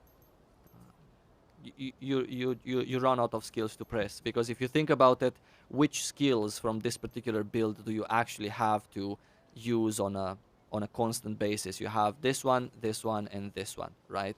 Everything else, you either buff yourself with it, or place it on yourself and get more movement speed.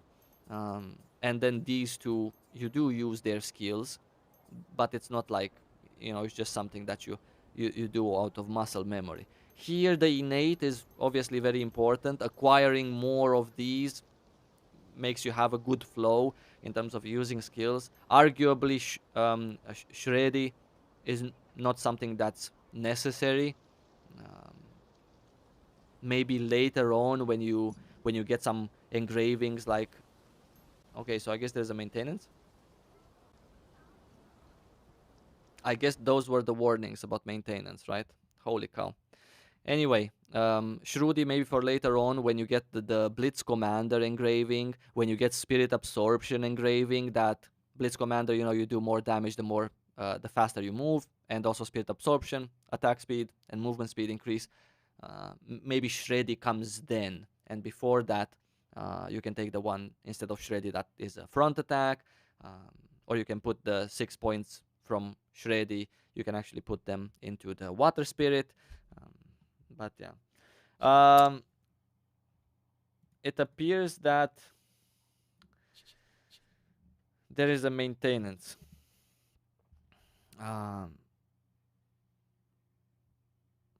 Time for limit max review.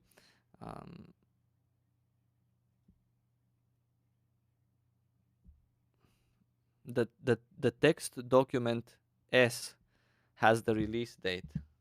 Does it? Do we open it up on cam? Let's do it.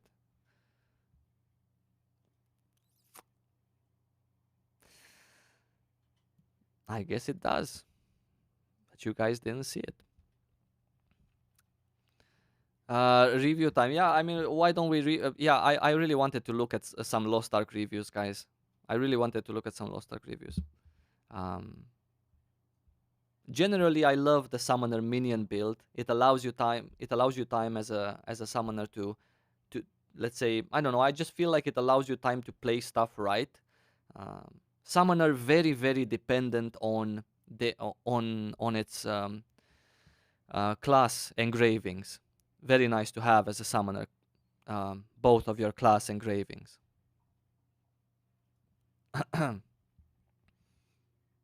Because that's the time when you actually, really start feeling the summoner as a summoner.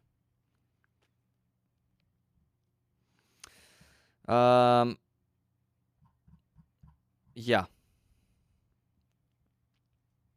Check Preach. I know that, so I have a couple of people who have already recommended me. We have a lot of, by the way. We have a lot of things to go through. At least I wanted to have a lot of things to go through. Some articles also, some YouTube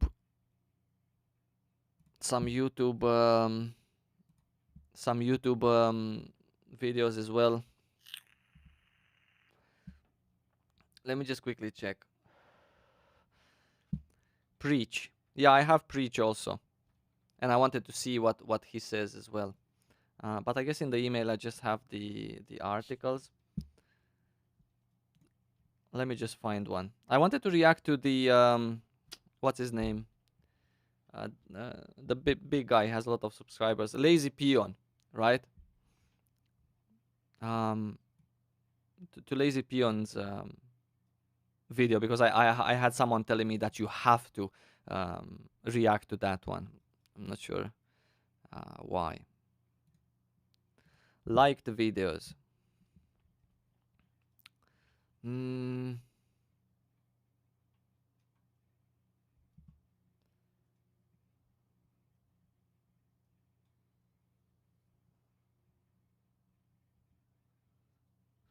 Limit Maximum, he says, I also have him here. That video is titled My Thoughts on Lost Ark, a Positive Surprise. I guess this is the one that you guys wanted me to react, and also the Preach.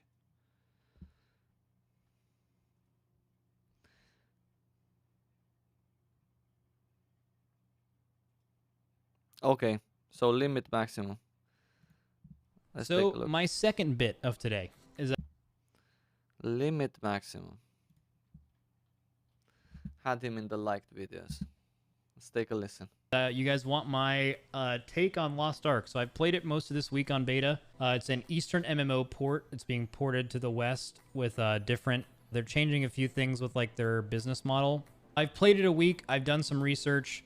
I've done all of the content, I believe, that's available to me in the beta. They don't have any of the 8-man raids out, but you could do all the Guardian raids and all the Abyss dungeons. So I'm just going to tell you right away, I really like the... Just the fact that he knows that there's 8-man raids, right? And he knows that they're not here yet, or that they weren't here in the beta, to me is already a positive surprise. The game. Like, a lot. I think it's a really good game. I'm absolutely going to play it with my friend. I actually cannot, I cannot wait just to get the Limit Boys together and to do the, like, content in this game. Just, like, not looking it up. Just, like, going in and just doing it. I can't, like, we did that a little bit on the beta, and we had so much fun. So it's going to be really fun for us. But as far as it being fun for you, I want to discuss a few things about the game, you know, just to, like, kind of give you an idea. So leveling is not really the point. I mean, again, the MSQ might be great, the main story. You know that I'm not the person you come to for that. I have no opinion on it whatsoever.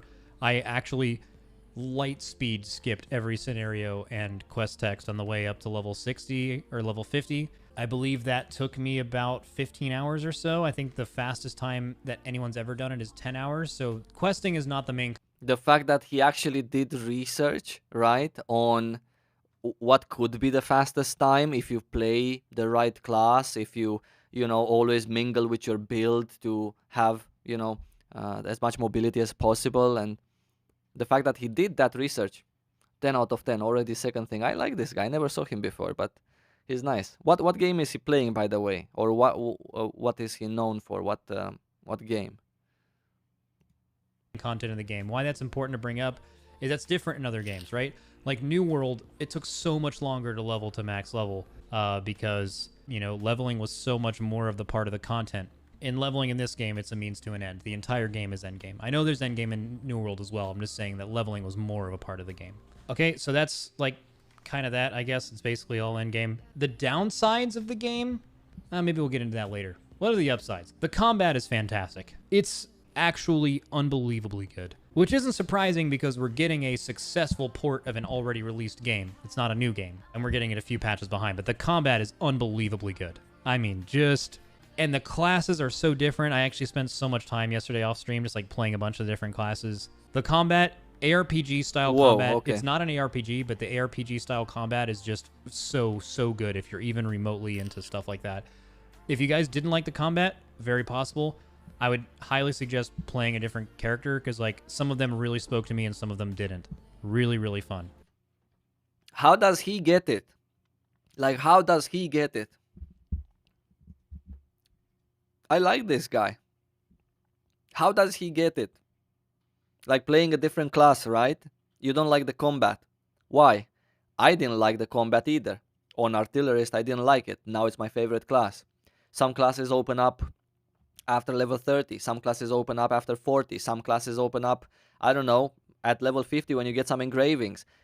Not open up as in become fun and you're gonna love them, but they just become different as more you level up. And some classes are really cool starting from level 11 with those first 5 skills you get, right? How does he get it? He's nice. He's a nice guy, at least so far. And I think the big thing in that game is there's a lot of concern about the pay-to-win elements, the way that you get gear. So first of all, the Western audience is very averse to any pay-to-win features whatsoever. And I actually think that makes sense. I agree with that. Why? Because it's a slippery slope. If you as a community start allowing games to add any pay-to-win features whatsoever, it just becomes, you know, maybe next game they come out with a little bit more and a little bit more, right? So usually people are pretty hard set, like, no, I don't want any of that. And I agree. You know, I typically don't want any. But I will tell you from the jump that this game in its Western release has gotten absolutely slandered with the term pay to win compared to how the game will actually interact with you. It, like, basically doesn't fuck. What's up with this guy? Like, really? Like, how is it so easy for him to understand? Because he doesn't seem like the type of guy that has watched 2 of my videos, 2 of Saint Own's videos, a Wilkie video, and then he put everything together and he made his opinions based on that. It's just his own thing, right? Like, how is it so easy?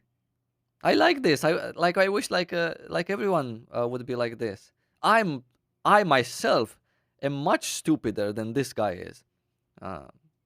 Right now, I've played enough to really understand everything, but yeah, man, that's so nice. Someone, you know, to, let's say, someone to just have a chat with, someone to have a coffee with, right? Fucking matter. And I'll explain a little bit how. But first, let's kind of characterize pay to win. So many people throw pay to win around and they don't really know what it means. You cannot call a game pay to win with basically no pay to win aspects and then also call a gacha mobile phone game pay to win. If you've ever played one of those games, you will notice that there is an insane difference in those things. It is not binary, right? There needs to be more terms thrown around for this. Some people will call World of Warcraft pay to win or Final Fantasy pay to win because you can technically buy raid boosts. If that's true, you can pay to win in every game. You can buy a Valorant account right now that's Radiant. Is getting Radiant, the highest level in that game, winning? In any game, you can buy an account or you can buy a boost to the top level of whatever it is. In League with Challenger, in WoW, you can pay real money or gold. You can Google it in 5 seconds. Any of you can do it to progress to the end of the game. In Final Fantasy, in every MMO, all of it. In my opinion, that is not pay to win. Getting carried through the hardest content of the game is not winning at all. And if you were to make that argument, quite literally every multiplayer game is pay to win. You can pay money to get the stuff at the end of the game. So I don't view that at all in any of those games. I don't consider that pay to win. That's just something that's in gaming. If it could not be there, that'd be great, but there's no way to enforce that. There's a reason why it's in every game. In mobile phone games, quite literally, your progression in the game, how fast you do it, and how much content you can do, and in a PvP aspect, how good your characters are compared to other people's is entirely based on how much money you spend. In Lost Ark, PvP in general is completely normalized. You could never spend $1 to PvP in general. Yeah? These nuances, I like this. Yeah? Because it's not all PvP that is normalized or equalized. There is still that guild PvP, right? But he says PvP in general. So he is also aware of the fact that there is some that that doesn't. It's nice. To increase your performance in PvP. That's so much different than a lot of other games. Even like the new Pokemon MOBA, you could spend like $100 or $200 and like max out your items and have like, you know, like a 5% increase in the early game or something. Like in PvP in that game, you cannot spend money to make your character better at all. Impossible. In the hardest mode of PvE in that game, your gear, your skill points, and everything is normalized. You cannot spend any money to help your chances to beat the hardest content in PvE in that game. I don't think that content was available on the Lost Ark beta for you guys who were there. There is a shop that exists in the game that's mainly cosmetics. What it does sell on a 72-hour rotation is it has a chance to RNG roll a couple of upgrade mats that you can buy with in-game gold or with money. Obviously, if you're using your in-game gold on other stuff and you're buying it with money, money gives you an advantage there. However, I was mind blown to find out how little that stuff actually matters. Mari's store in that game is terrible compared to what you get from actually playing the game. So the upgrade mats you get, there's like 3 or 4 main kinds of them, and they can be sent to and from any character. So what a lot of players do in that game, which I think is actually going to be kind of a negative, is all of those mats are not soulbound. Think of it in WoW, if Soul Ash in the beginning of a season and honestly gear was just straight up tradable between any character on your account. That's basically what Lost Ark is. So where it doesn't really matter how much money you spend, if you have 5 characters, you can literally do your dailies on all 5 characters and send all of your mats from your alts to your main, which is a pretty big time sink. Yeah, like mana pearls, exactly. So again, I'm not a huge fan of that, by the way. There you go. First, so first rational guy that is not a huge fan of sending all of your materials to your main, right? Because I don't know why. I guess he's gonna mention it, but I'm guessing that it's a big time sink, and that is, let's say, the advantage that someone could have. Very interesting point of view. Just to be clear, I don't curious. really think that's a positive thing. What I'm telling you is you can get past all the money spending by just playing the game. But it's a lot of playing the game. Now, where money spending comes into a huge importance is later into a patch, it becomes very RNG with bad luck protection. So there gets to be a point where you're trying to upgrade your gear. So how does he already know about tier 3, right? Very nice. Very nice for him. Okay? But also very important to note is that by the time we're gonna get tier 3, there might be actually major revisions to the tier 3 system in terms of how it works. They didn't promise anything, but they did say that they're looking into changing things around for tier 3 to make the player happy, right? In the last letter, the last director's letter. So by the time we get it, it might actually look a little bit different than it is now in Korea. I'm not saying the rates are going to be changed, but yeah. And I think it's a 2% chance to succeed, and every time it fails, it goes up. So it's just at that point, just about YOLOing mats into your character to get slightly stronger. It's like a soft cap. Are you guys familiar with soft caps? Like in Korean MMOs, very common, where you get to a max level, that soft cap, and then there's a hard cap of you grinding experience, which there is no real experience grind in this game. And you like grind those upgrade mats. That's basically what this game is. That turns some people off for sure. So that's basically how this game will interact. So where the people who are spending tons of money, there's not any like middle ground in this game. Like honestly, spending a little bit isn't really going to give you anything. I think this game is going to have a massive amount of free-to-play players, and then there's going to be a few whales that I think there's like some kind of like WoW token thing where like you can buy enough mats to go. But dude, if the amount of mats you'll have to buy to go higher is like an obscene amount of money. It will be so few people, and most importantly, it'll never ever affect you. Those people will never be able to do the hardest content better than you. They will in PvP or PvE. And because there's no damage meters, if you're playing with those people, you don't even care. Like, you want to clear the content and that's it. It would be so much different if you were doing dungeons with people who are buying mats, which, by the way, the amount of mats you can buy compared to farm is like, you could just farm them. You would feel bad if someone was just crushing you in damage. But in reality, if there's no site to show your logs, if there's no damage meter, people actually kind of don't give a shit. To be honest with you. Bottom line, if you are playing this game free to play with your friends, that's an interesting point, right? The fact that he said that if there's no DPS meter, then you don't really care. You're just gonna want to finish that content, and if you have in your party someone that already has a plus 20 weapon or whatnot, and he actually does more damage than you, of course there's the MVP system at the end. Of course, it's not guaranteed that that person who invested real money is actually skilled enough to do all of the mechanics, or maybe he's as skilled as you, which is great for your party's success. But he did mention that the amount of money that you can invest, compared to the amount of mats that you can buy, um, is not the same. But in reality, if he's just talking about the current tier 3 in Korea, then you can buy, you can buy a lot. So with real money you can buy a lot of materials, more materials than you can, let's say, ever farm. You can buy them. That's obvious, that's normal. But for us, the way we start tier 1 and then goes into tier 2 and then later on into some revised version of tier 3, or it can be even a westernized version, by the way, of tier 3. It doesn't have to be the same as in Korea. It can be similar but only with better rates for us in the West. Let's make some noise if that's our problem, if 2% is our problem. Let's make a little bit of noise, and then they will see it and adjust, westernize for us, right, in a good way, because they have good intentions. It's not like they're only going to westernize by censoring the outfits or whatnot. They also will do positive stuff. So we can make some noise in regards to that. But he's right in terms of the amounts of mats that you can farm in tier 1 and tier 2 are much higher with your characters than it's ever worth spending real money and buying them from the broker. I think you will progress at the same rate. What other people are doing would really never affect you. And when you're doing the hardest content, no matter how much money anyone's paid, they will never have an advantage over you.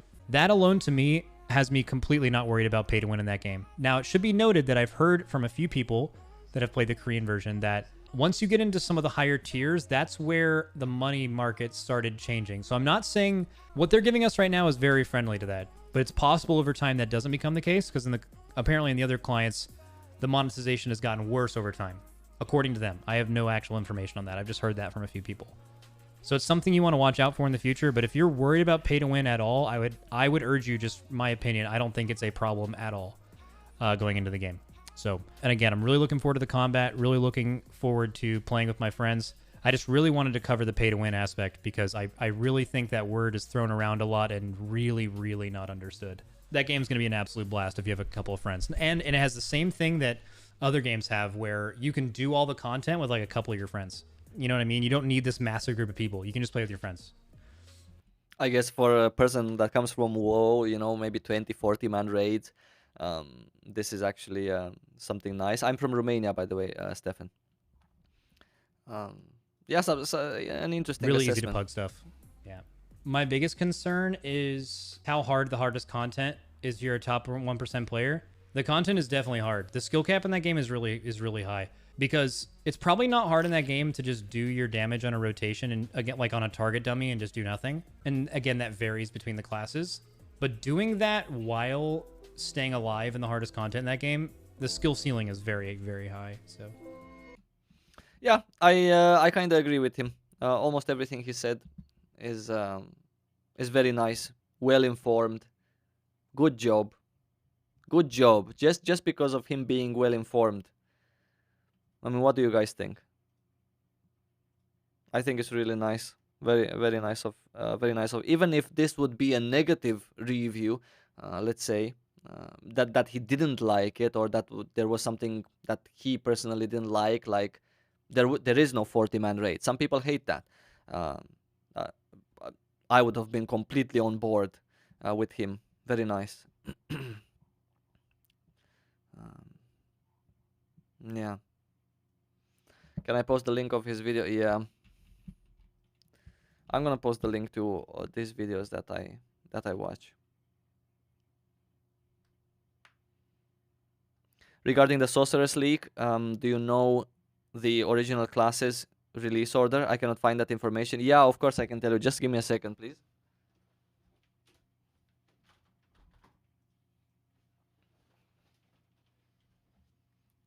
So in Korea, when the game first started,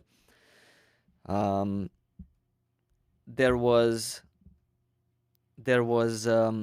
Berserker, Gun Lancer, Destroyer in the Warrior section. There was Arcana, Bard, and Summoner in the Mage section.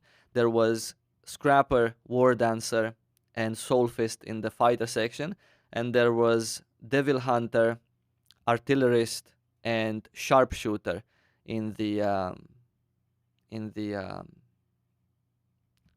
Gunner, whatever they call them, section. And then afterwards, the first class that came afterwards was the Lance Master. Yeah. And then after the Lance Master came the 2 Assassin classes, or both at the same time. I had a problem with the 2 Assassin classes at that time. It was, I don't know when it was. I have no idea. 2019, late 2019, something like that. And to me, it made a lot of sense that the Assassins came at the same time with a zone called Faten, right? Which comes, there is Rohendel, which we already have unlocked from the beginning. Then there is Yorn, and then after Yorn comes Faten. And the story of Faten fits very well with the story of the Assassins. That's their zone, basically, same as Anika is the zones of the martial artists. Now, after the Assassins, watch Lazy Peons. Yeah, we're gonna watch Lazy Peons. After the Assassins came, I think I need to start looking at the classes. I will look at the classes. I apologize. I want to look at the classes just so I can refresh my memory on what kind of classes are there. So after the Assassins, I believe, was it the Paladin that came after the Assassins? Yeah, I believe it was the Paladin which came after the Assassins, right? And then after the Paladin, okay, so we have Paladin also. Striker is one of the newer classes. Gunslinger is one of the newer classes. I think after the Paladin was a gender unlock, was there? I have them all in order on my YouTube channel. I've reacted to every single release of every single class. I think after the Paladin there was a gender unlock, even though I'm not so sure. I forgot the order afterwards. Saivo, answer me. Sir, yes, sir. What's the second best class since Gunslinger is best class? Well, Gunslinger is, well, the things that you've heard is that Gunslinger is the best class in the current endgame content. It might not show that it's such a best class in the content that we're getting at the beginning. So to answer your question directly, Artillerist, because of the content that we're getting. Or are you curious, like now in Korea, in general? Or I'm sorry, because if you're curious about Korea, then Sorceress is the best class. But I think you're asking for the Western release. Paladin Scouter, look, someone is right. The Scouter, and then a gender release, Gunslinger, and then Striker, and then the Sorceress. Sorry, there's a Reaper also. After Scouter, there's a Reaper. Yeah, maybe you guys are right. Paladin but DPS. Yeah, I have them in order on my YouTube channel because I reacted to them.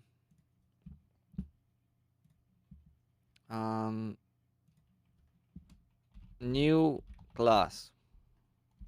Enter. So here we go.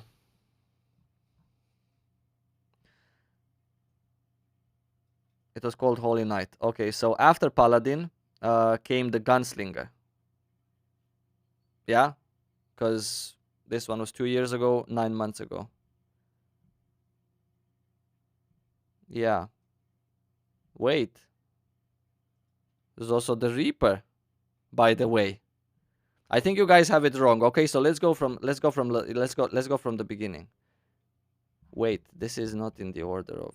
Is this in order of?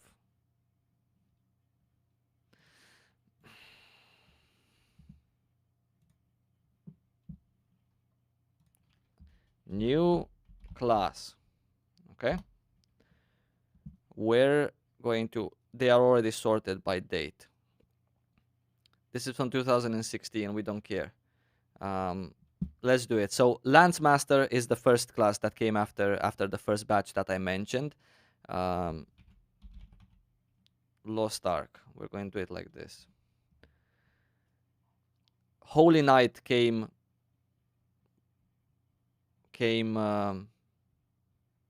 afterwards. Why did Holy Knight come afterwards? November 14, 2019. May 29, 2020. New Assassin class.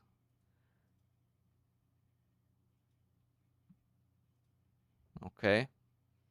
And then the Scouter. And then the Reaper. And then the Gunslinger.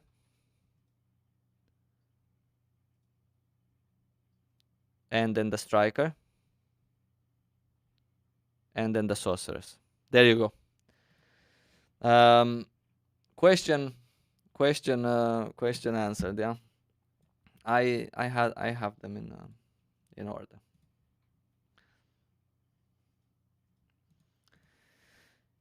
Cool.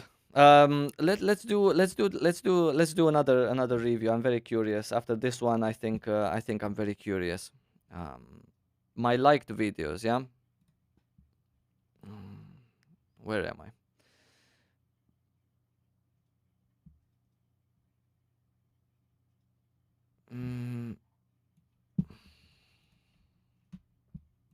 Let's just search for it. I believe you guys. Lazy Peon, Lost Ark. Lost Ark first impressions, is it worth playing? Judging by the thumbnail, which is with a character's ass. I'm not Raid Sundown Leggings. Hey, listen, Raid Shadow Legends, I actually have it on my I occasionally play Raid Shadow Legends. And also, by the way, Raid Shadow Legends helped me with these promotions that you guys were very kind to watch. Helped me get this better setup going. Hello everyone, by the way, who has joined me recently. Very nice to see you. Currently, there's a maintenance in Lost Ark. The maintenance is until 12. So 30 more minutes, there's a maintenance until 12 my time. So until then, we're going to... Wait, it's already over? Okay. I'm gonna try. Actually, let's watch this Lazy Peon. Can I do you a favor and call Amazon and tell them to open the game? Anyway, so Lazy Peon, Lost Ark 2021, first impressions. Is it worth playing? Let's do it. Ark is a highly anticipated top-down high fantasy Korean action MMORPG that people have been waiting to release in the West for years at this point. This Unreal Engine 3 MMO gained a lot of hype 6 years ago following its world premiere trailer and eventually released in Korea and Russia in late 2019 with actually no, it Lost Ark released in late 2018 in Korea, and then in Russia it released in 2019, late 2019, like he was saying. I'm sure he had the right year. He just maybe got confused. It's easy to get confused nowadays because if you make a video and post it on YouTube and you want to select Lost Ark as a category for your video, from some YouTube settings that you have when you upload it, then it tells you 2019, and they changed this a couple of months ago. I'm not sure why YouTube changed the release date, because so far it was 2018 since I started uploading. Now it's 2019. We're gonna watch Preach also. Yeah, we're gonna watch Preach. I know that's some of you want. Anyway, let's move on. its Western release scheduled for early 2022, published by Amazon Game Studios. In terms of content, Lost Ark has something for everyone. Daily and weekly 5-man dungeons. No, actually, in case just saying, in case there are some new people here, Lost Ark's these daily and weekly dungeons are not 5-man, they are 4-man. Lost Ark does not have any content that is a 5-man content. I'm just saying, like, not to flame him or anything, but in case you're new and you're watching and you want to come with your friends, don't get 4 more friends plus you. Get 3 more friends plus you, yeah? 8 to 16 player raids with difficulty comparable to WoW's Mythic raiding. These raids are not going to be available for us at the beginning. So you wouldn't get like your hopes up that you jump into Lost Ark day 1 in February or whenever it's going to come out and you're going to be like a WoW Mythic raiding kind of difficulty. PvE guild bosses, life skills crafting, player housing in the form of fully customizable islands, and 3v3 arena PvP that has equalized gear, which means this game mode isn't pay to win. But first, today's video is brought to you by Ridge Wallet, an innovative new take on wallet design that's... What were the odds to have a wallet ad on Lost Ark? Is this a sign what's going to come in the pay to win discussion? I mean, you know, you need a wallet also, by the way, if you're going to play Lost Ark, right? Tough as nails, stylish, and ultra compact, helping you carry less weight in your pockets whilst you're out and about. Compared to my old clunky leather wallet, Ridge Wallet is about half the size, and it's perfect to take with me whilst hiking, cycling, on a night out, or when I'm wearing jeans with limited pocket space. Ridge Wallet holds up to 12 cards plus room for cash. It's made with RFID blocking technology that protects you from digital pickpockets, and with over 40,000 5-star reviews. Digital pickpocketing. I didn't even know that that's a thing. Holy cow. But then again, I don't really go out almost anywhere besides buying food, taking my kids to kindergarten, so yeah. And it being made from the most durable material possible, each wallet comes with a lifetime... Just skip the ad. Okay, if you guys don't want to see an ad for a wallet, I guess we can skip it. I wanted to give the guy the, you know, the whole like benefit. Order now. I don't mind. Lost Ark closed beta. The purpose of this test for me is basically choosing a class when the full game releases. So starting out, we've got the choice of the warrior, mage, martial artist female, male martial artist, gunner, female gunner, and the assassin. And each of these classes have their subclasses, the advanced classes that unlock at level 10. So the warrior has berserker, gun lancer, and paladin. The mage has the summoner and bards. Ward dancer, scrapper, and... Did he say ward dancer? Maybe because he read like the first bit, ward, and then answer comes afterwards. It's funny. Soul Fist for the female martial artist, the striker for the male, sharpshooter Deadeye and artillerist for male gunner, gunslinger for female gunner, and assassin has Deathblade or Shadowhunter. I did a little bit of research on YouTube by looking at the playstyles of each of these classes, and the one that seems the most appealing to me is the Shadowhunter or the Deathblade, both of which belong to the Assassin class. So I think it would be a good bet for me to go with Assassin for this game. Typically in MMOs I like to play as a mage, but in Lost Ark there's no male mage option, and there's no traditional mage option either. Aha! No traditional mage option until we might actually get the Sorceress, right? If the rumors are true. So something for him also here, in female of course, granted.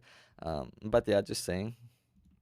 What's my favorite class? My favorite class is Artillerist and Summoner. But the Assassin, top choice for new players getting into the game. I hope he picks the Shadowhunter, because Blade is a little bit, maybe not, but Shadowhunter, you know. You've got Summoner, which like summons little demons and stuff, and then you've got Bards. Neither of those are what I'm looking for. I like to play the male mage, uses fire, lightning, and ice abilities. Yes! Doesn't seem Sorceress! Incoming! to have that in this game. Customize the character. She's an edgy girl right off the bat. Nice bit of cleave over there. Preview her in a few different outfits. Looking good. Especially like this one. You give her a hug and she's poked your eyes out. But don't worry. She's got some cute little emotes to soften your heart. Okay, you can zoom in, go for a few different presets. Typical Unreal Engine 3 character models. I always find it very difficult to make a good looking character in Unreal Engine 3 MMOs. We'll see what we can come up with in this game. Someone's pissed in her cornflakes. We need a happy... This is such a British thing to say. Someone's pissed in her cornflakes. face. As much as I'd go with long hair, in this game, the long hair is going to clip through literally every piece of armor that I'm going to wear, and it's going to annoy me. So we're going to have to go with short hair in this game, unfortunately. Look at that. Gonna make an emo girl, are we? Can make the hair more glossy, obviously, as a Korean MMO. Bunch of different character customization options, as you'd... Why is it obvious that if it's a Korean MMO, you're gonna make your hair more glossy, or you have this option? He played a lot of MMOs, so I'm gonna take his take on this one. Expect. And surprisingly for a Korean MMO, there's no body slider, no boob slider, because boobs are already maxed out by default. Emo girl. We can. Okay. You launched. He found it funny that he can take a name emo girl. That's because the Lost Ark community is not like that. So people in this community won't go crazy for the name emo girl. It's not that kind of a community, right? The game, you've got an intro cutscene that gives you a bit of an intro to your class. Every intro cutscene's different based on the class that you pick. Actually looking pretty good. I'm happy with that. Let's go. Currently running through the universe, forward towards our destiny. Oh, wrong way. Pretty cool. That happens to me also all the time. Run towards Big Boob Angel Lady. In this beta, you immediately start at level 10 and you can choose your advanced class, Deathblade or Shadowhunter. I'm honestly really torn between either of these class choices, so I'm going to want to try out both of these. And I like that this is something that Lost Ark allows you to do, as class choice is very important in an MMO. Test out the class's AoE capabilities. Ooh, I like that one. A, what does A do? A spins around. Blade Dance, that's one that I hold. It's my D ability. Spin Flip. Absolutely liking this. Feels like a fast-paced, almost spammy kind of class. High mobility, brutally impactful. Exactly what you'd want from an assassin slash ninja. Let's see what my Z does, ultimate. A little bit underwhelming if the ultimate is literally just bonus damage with an effect. Actually, for those of you who are new, when he pressed the Z, that's the innate skill. Every class has a different kind of innate skill, which also can change, by the way, depending on which engravings you equip at endgame. Engravings, which are little books that can customize, let's say, your class. But that's not, let's say, the ultimate ability. What we call ultimate ability in Lost Ark is the one that comes here on the left-hand side of your skill, and that is not for testing at level 10. Some classes like Blade have, let's say, a bit underwhelming innate abilities. He could press it again for a skill, but it wouldn't make it any better. But some classes have really badass ones, yeah. Around you, but the other abilities more than make up for it. Deathblade, that's a solid 8 or 9 out of 10 from me. Let's try the Shadowhunter. Visually, I'd say the Shadowhunter looks a lot cooler. Outfit is also more slutty, which, let's be honest, 90% of the reason why you play Korean MMOs. Yeah, I'm liking this as well. Build up the Shadow Burst meter, let's... Okay, so now it's finally starting to sink in. I'm pretty sure he was joking that, 90% of the reason why you play Korean MMOs is to look slutty.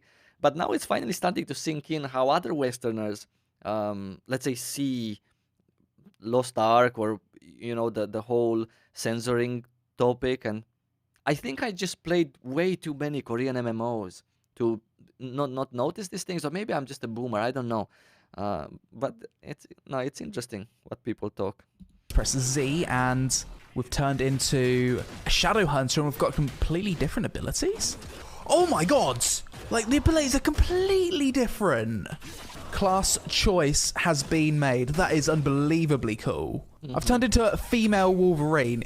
10 out of 10. Wow. And that's the glory of test mode. Initially, I was leaning more Deathblade before I had actually had a chance to play the class, but 100% made my choice now. Shadowhunter, Destiny chosen. Now sailing to Trua, the Forgotten Lands, Lost Ark intro. Generic Korean MMO music plays in the background. Oh wait, I can actually skip this prologue. Everything is generic. I have played Korean Lost Ark a few something. times in the past, and I've gone through the intro a few times, so I'm more than happy to skip it at this point. It's okay, Zerg me boys. Oh, Lost Ark has added blood. I swear the last time I covered this game it didn't have blood, but they've actually added blood. Nice. I think that was one of my critiques the first time I ever played this game. It needs blood to make the combat feel even more impactful. I'm sure that's something I said. One sec. June 2018, 3 years ago. Oh my god, I was a fat boy back then. No blood and gore doesn't feel right. Yeah, there was no blood back when I played it here. Talk to Armin, we're gonna jump in his wagon. He's a little bit too eager to flirt with my character on this romantic pony ride through the forest. Not what I had in mind really, is it?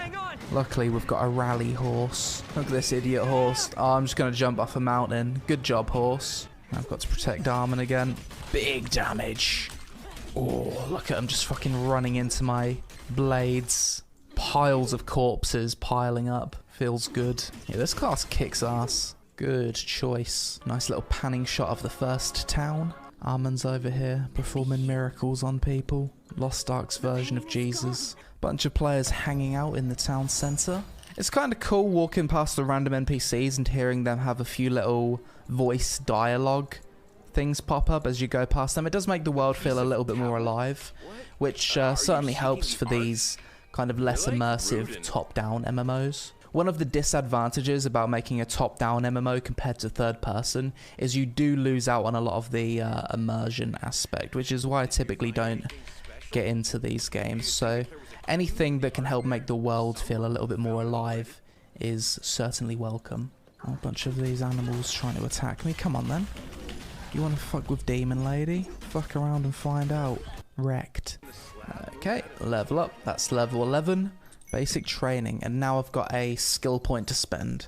So basically I can add these skill points to any of my abilities, and it allows me to upgrade the skill with a choice of 3 different augments. Luckily I've already figured out my favourite ability, and that's my R ability, which does this. Which looks fucking awesome really. Choice of CC, hello everyone, crit, or paralysis immunity, which I guess is a super armor. Ah, if you press Alt, it shows you the PvP version of the stat. So this shows me that this game balances PvP and PvE separately, which is very good. At least he found that out. This is pretty nice. This is really nice as a new player to press Alt. Maybe he did some research, maybe he didn't, but it's nice that he. What's up with my face? Say it. We can see it on my face. No, it's just, you know. I like to hear what other people have to say about Lost Ark. It's very interesting to me to see so many other people saying their opinion about Lost Ark. It's pretty cool. Maybe we can, since Lost Ark is available, by the way, maybe we can just start the game. I'm going to open the patcher, and we're gonna continue watching while the game is starting. Yeah. Previous review was much better. Yeah. Maybe this is sort of like a first impressions, but the previous one was, let's say, more advanced, if I may. Let's see. Maybe towards the end. Look, he has here at the end some pros and cons. So let's see what. Maybe we can actually just look at the pros and cons. Wait, there's a cash shop also, so let's get that part as well. Let me first just start Lost Ark and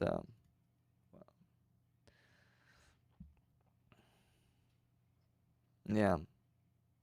Okay, I'm starting the game, and then we can get here. See what level see what level he got. Level 24. The gathering feels quite well polished, to be honest. The UI pop-ups, the sound effects, seems kind of cool. I mean, it's not super interactive or anything, but visually, it just kind of looks good and feels good seeing all of the resources pop up. Just a great job by the UI and sound effects team on that one. That was easier than I thought, and that's level 25. I didn't realize this, but during this beta, everyone's got like 40,000 crystals. So I think you can buy all of the skins that you want. I don't know why it's so tedious to claim these things. Many extra clicks. Yep. Than are necessary. Okay, well, we've gone hard in the cash shop with all of these free things that I've got to mess around with. So now as a level 25 I look like a complete endgame character, and thus the sense of visual progression has evaporated. At this point I've played through enough of the MSQ to know that it's basically just going to be more of the same until level 50. Lost Ark doesn't really start until level 50. The game's very endgame heavy. The leveling's pretty irrelevant, it's just a way of delivering story really. 15 hours of just going through fairly brain-dead content, to be perfectly honest. But I think we'll wrap up this video here, so I've at least got some MSQ stuff that I haven't seen for when the game fully releases. Obviously I scratched the surface with Lost Ark in this video, and I did so intentionally to not ruin the game too much for myself upon full release, but my pros and cons for the game so far are as follows. This game probably has the most impactful, over-the-top and satisfying skill animations of any ARPG I've ever played. Lost Ark is like the BDO of top-down games when it comes to the combat, and is easily the game's biggest strength. Not only do you have multiple choices of advanced classes after picking your base class, but each advanced class has multiple different build possibilities due to the game giving you way more abilities than you can actually equip, with each ability having multiple augment options. One class can potentially give you 3 to 4 different playstyles. The sound design and UI come across as well. And also on top of the skill points, by the way, in case some of you are new, on top of the skill points that you can customize your class and your build with, obviously many of those skills that you see in your list are also skills for PvP content in that sense. Not that you have to use them there or you have to use them in PvE, but some skills for each class go much better in PvP content and are kind of, let's say, made with that in mind.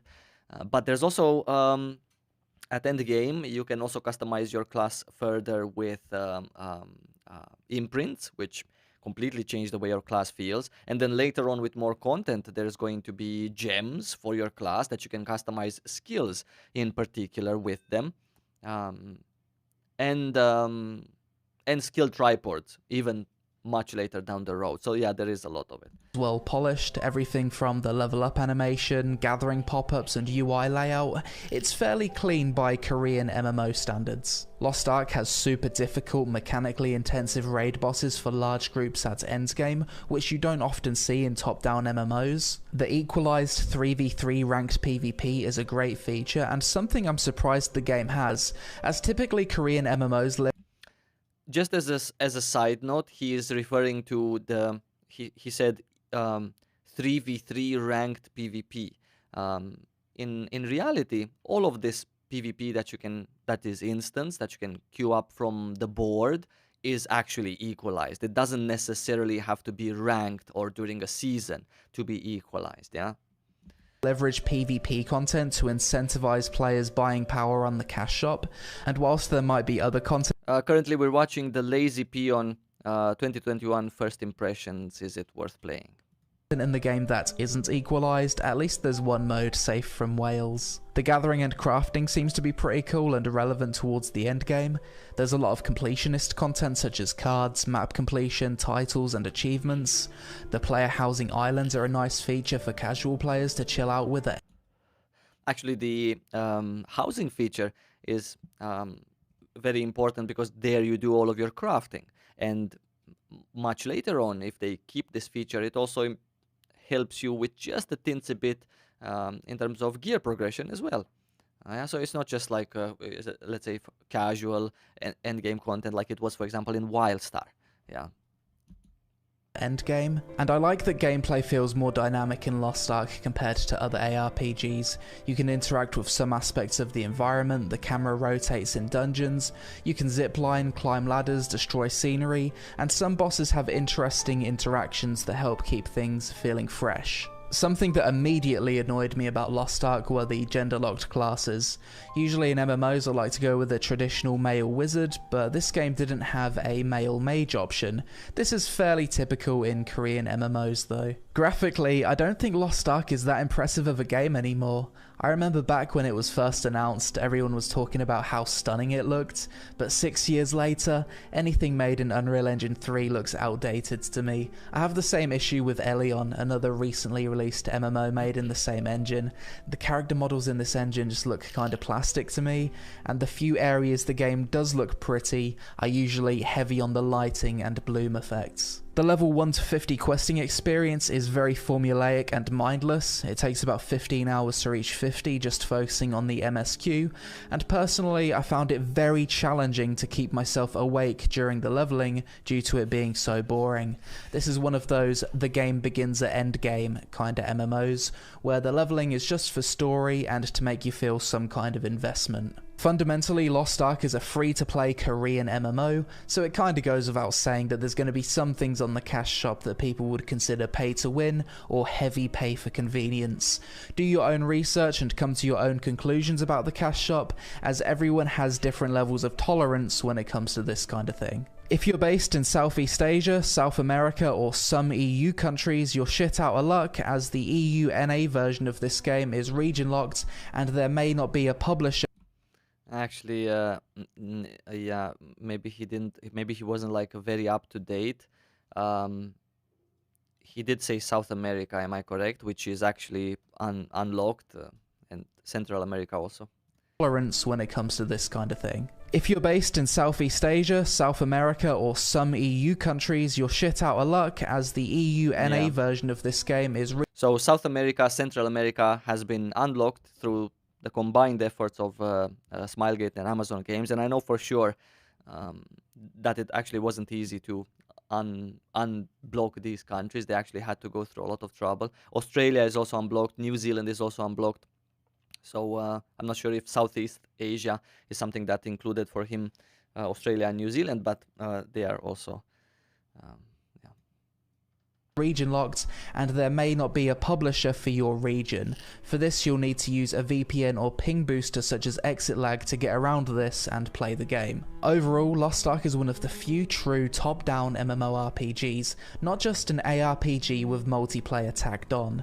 The game has all of the content you'd expect from an MMO: dungeons, raiding, player housing, PvP arenas, mounts, transmog, guild vs guild, open world PvP, and in-game events, all tied together with what's probably the most well-animated and responsive combat system in the genre. For me personally, I don't think I could main a top-down MMO like Lost Ark over a third-person MMO, as it just completely lacks the whole immersive open-world aspect that I enjoy from games like New World or BDO.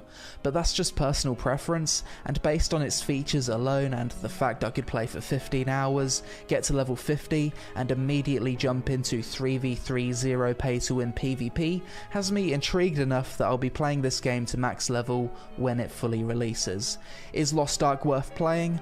Well, it's one of the few Korean MMOs to release and actually grow in population over the years post-launch. We already know what this game is, and so far it's a proven success, so based on that I'd say yes, give it a try, you might enjoy it. All MMOs are fun during launch week hype anyway, and with this one being free to play, you've got nothing to lose in trying it for yourself. But that's it for this video guys. As always, let me know your thoughts on Lost Ark. There we go. Wasn't that bad, with a few things that let's say slipped his research in that sense. No. Yeah.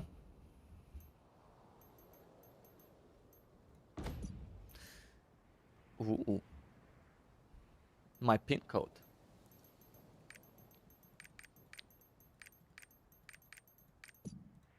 Just want to do a little bit. I was actually on my summoner. Preach. Yes, preach also. Shit. We need to watch Preach as well. Yeah, it's not a review, it's a first impression. Yeah, that's true.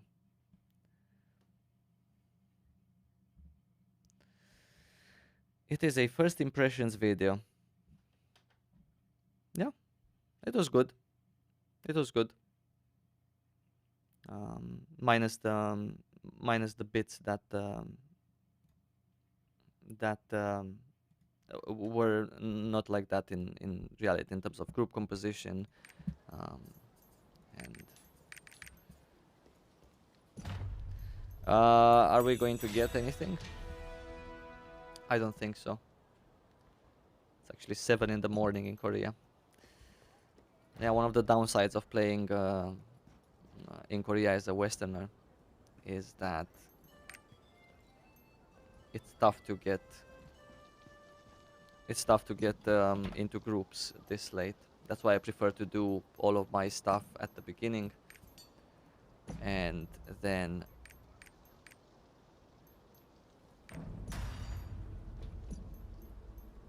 this was the one, right? Yeah. And then do everything else, yeah.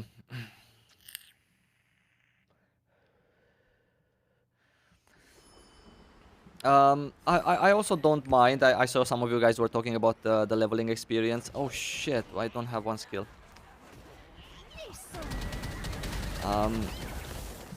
I also don't mind, let's say, the leveling experience. I personally find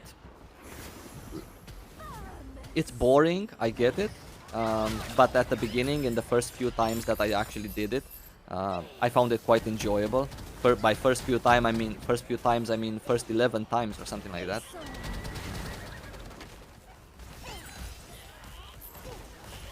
I actually found it quite interesting.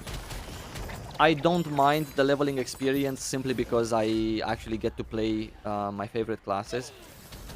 So because of that, I believe my leveling experience feels a little bit better than it actually is. But in reality, it's just a mindless pressing of the G. At least for me, I've leveled tens of times, tens of characters. So at least for me, it's just like a G fest, yeah.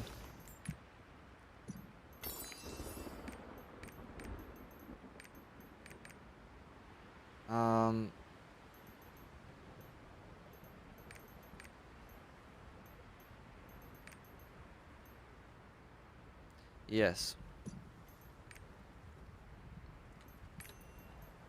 There we go. Sorry about that.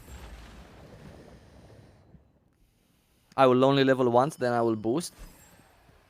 I think boosts come a little bit later than the tier 1 content, so if you want to level up once, that's perfectly fine. It's plenty, by the way.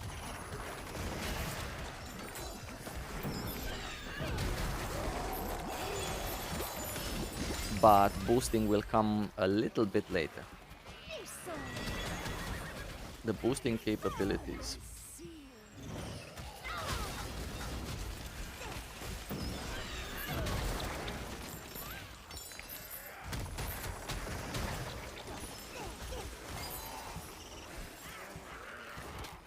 We need to watch Preach also, yeah.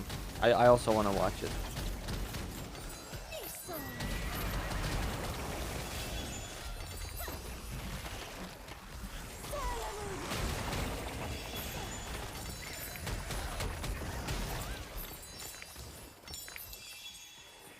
Let's go get that boss as well, huh? And then return.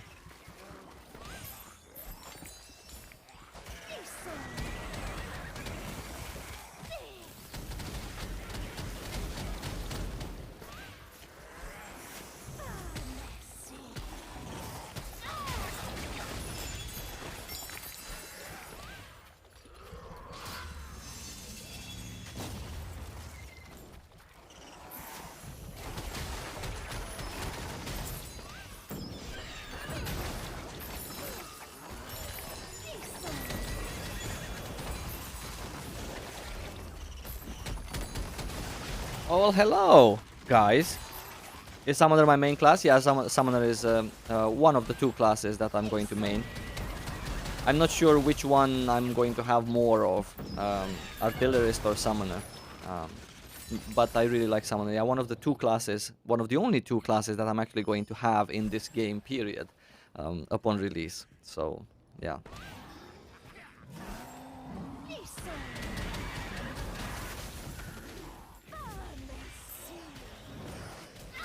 There is no other class that has been released in the meantime that I personally feel that that's going to give me more than a summoner or an artillerist ever will. I like some of the classes, like for example the sorceress. Actually, it's 5 in the morning, it's 6 in the morning, so I guess we can play sorceress again because there was reset. So I like sorceress, I like scouter for example, I like soul fist very much, but just not for me. For other people, I really well made classes, but yeah.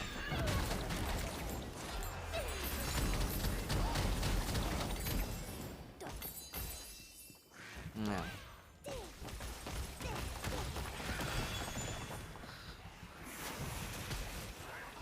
Thank you, by the way, for thank you guys for watching me. Very nice of you to come watch me. We've had a little break so we could watch some reviews about Lost Ark. We watched 2 of them. The first one was a pretty nice review. The second one was a first impressions video. So it was a little bit more of at a basic introductory level. I'm actually surprised because, you know, I don't really get the chance, let's say, to watch a lot of YouTube videos, and I'm really surprised that there are some people who just get it, right? I'm very happy, really happy. The first review that we watched on Lost Ark was something very interesting. It was interesting to me that wait. Yeah, actually, let's do it again. It was interesting to me that the guy actually got it. What is the lore regarding dragons in Lost Ark?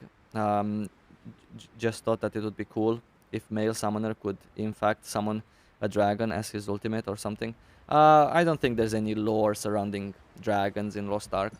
Let's not forget to add my my last skill as well. Where is my last skill? I have 41 points and no skill left. Right. What am I feeling like? What am I feeling like? For dungeons, doesn't necessarily matter that much. Electric Storm, maybe, but then we have to take a point of this. Electric Storm is quite fine. Thank you, Jedi Minas. Summoner Power, let's go. Thank you, buddy. I appreciate it. Cool. Let's go like this, yeah?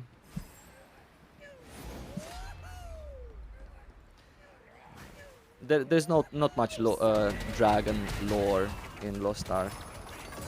It's more about good and evil, and dragons are not part of the good and evil.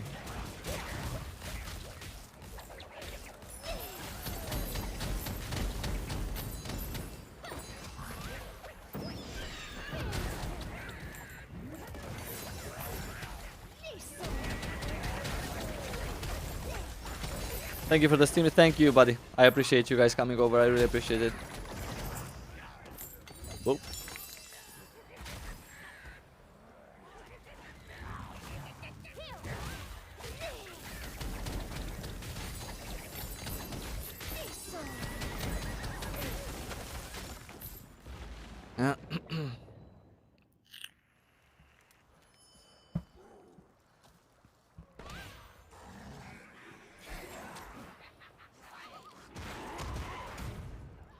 Gather up all of these bosses and mobs.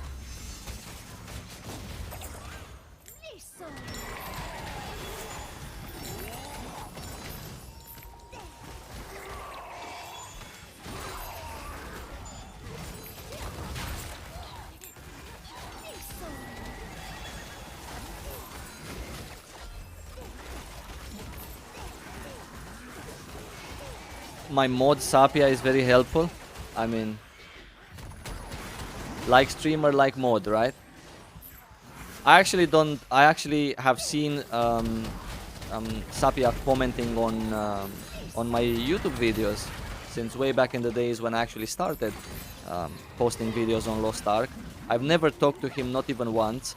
I have no recollection as to why he is a moderator on my streams. Not that I'm some sort of an important person or anything, but just saying. And I also remember that sometimes we don't share the same opinion, which is perfectly fine. I guess that's one of the reasons why he's so nice. Not everyone has to share the same opinions, including the streamer and his moderators. Yeah? But he's a nice guy, I believe. I think he's a guy, I'm not sure. I have no idea who he is. Yeah. It's me and my mods. Hi, Mika. And hello to everyone who just joined us recently.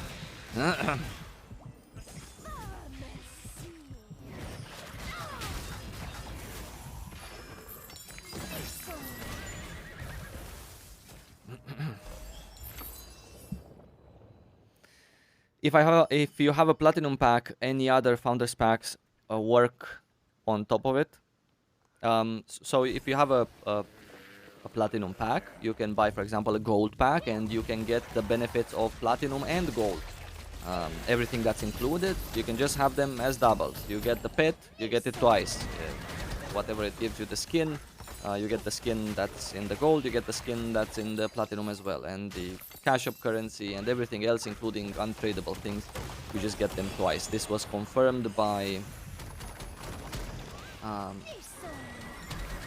by Rox on the forums, our community manager. So yeah, you can just stack packs on top of each other for even more goodies. I think this is one thing that I'm personally going to do.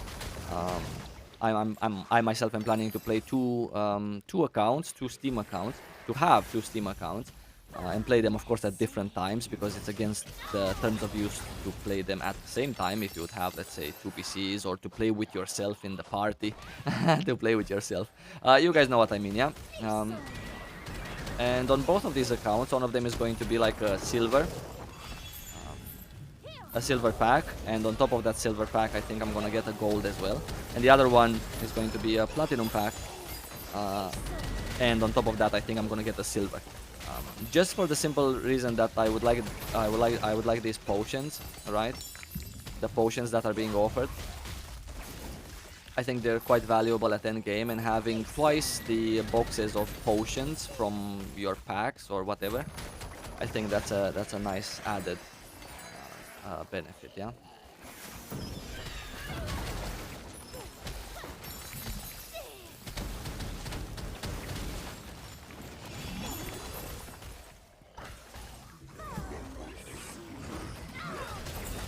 It's good playing with yourself in a party. It's actually quite sad if you would play with yourself at a party. So yeah. Do I think if they were gonna do I think they're gonna upgrade Lost Ark to Unreal Engine 4 or 5? I don't necessarily think that might be in their priority. Yeah.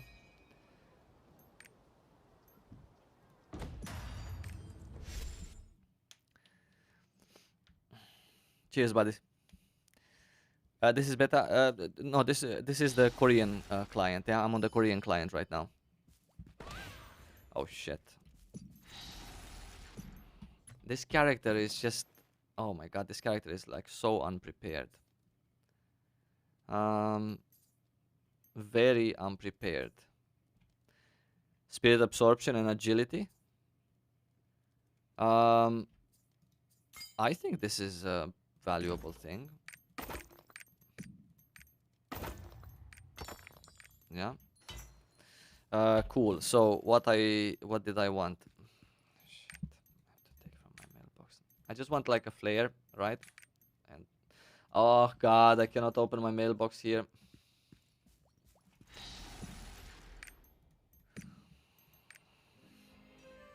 So unprepared on this character.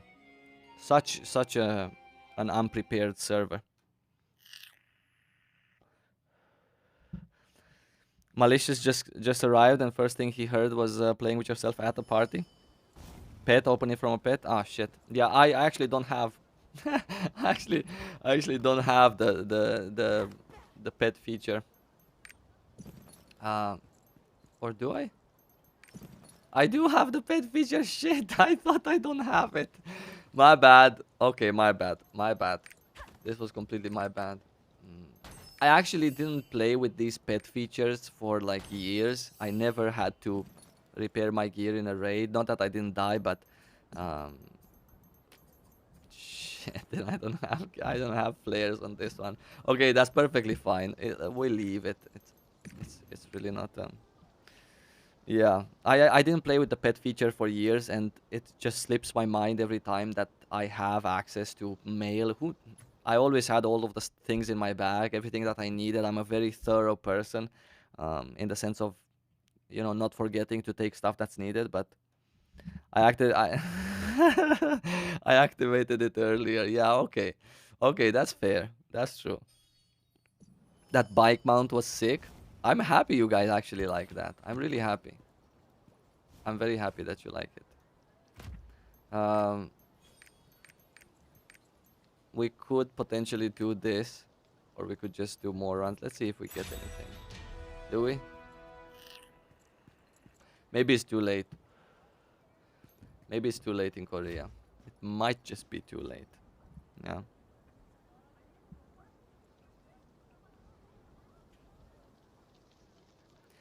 I find it hard getting engraving books at 500 gear score. Any tips? So engraving books, well, 500 gear score is still in tier 1, right? So engraving books can be acquired from all sorts of places. Like, for example, the Abyssal Dungeons. Actually, why don't we just... I don't want to do this tier anymore, but... so engraving books can be acquired from the Abyssal Dungeon, for example. Engraving books can be acquired from the tower. You do it alone. Engraving books can be acquired from everything you do, basically, in terms of instanced content. Has engraving books as well. Chaos Dungeons. So granted it is tough to acquire the books themselves, especially because there's so many engravings in general, and you only need a handful, specific handful. You have the option to go on the broker and purchase them from there, for example. You have the option to buy them with pirate coins. You have the option to get them from Guardian raids, as I was saying. In general, if you're just missing, for example, engraving books, like my character is right here, engraving books themselves only matter later on, right? In order for you to get, for example, level 3 on an engraving, or to get more engravings active, and obviously they're really important. But I believe that if you're item level 500 and you're looking at engravings, you can do okay with, I don't know, 2 or 3 actual engravings at level 2, which is still something decent. You can get them from accessories, right, which are easier to farm than, for example, books, because you get more often them, and they're also RNG, same as the books are. You don't know what you get. But you can always trade engraving book with people. Like, for example, you don't want to focus on your class engravings, or maybe you just need one of the class engravings, like the Sorceress, and not both at the same time. So that makes it a little bit easier when you do get the other class engraving to maybe trade to other Sorcerers. The Stone of Birth also gives you, let's say, engravings, and they're also much easier to farm. But I guess, yeah, in terms of books, the end game of Lost Ark is, at least the way we're getting it, is kind of about farming engravings and getting skill points, and, you know, doing your map completion for even more skill points, and the marks of Ignea, and class engravings are the most well. You get class engravings the same way as you get other engravings. There's no good place in Lost Ark that gives you only class engravings, and that's how you get your class engravings. Yeah, so it's in the same places as other engravings are. Are we getting? Actually, I'm not even in a queue, yeah.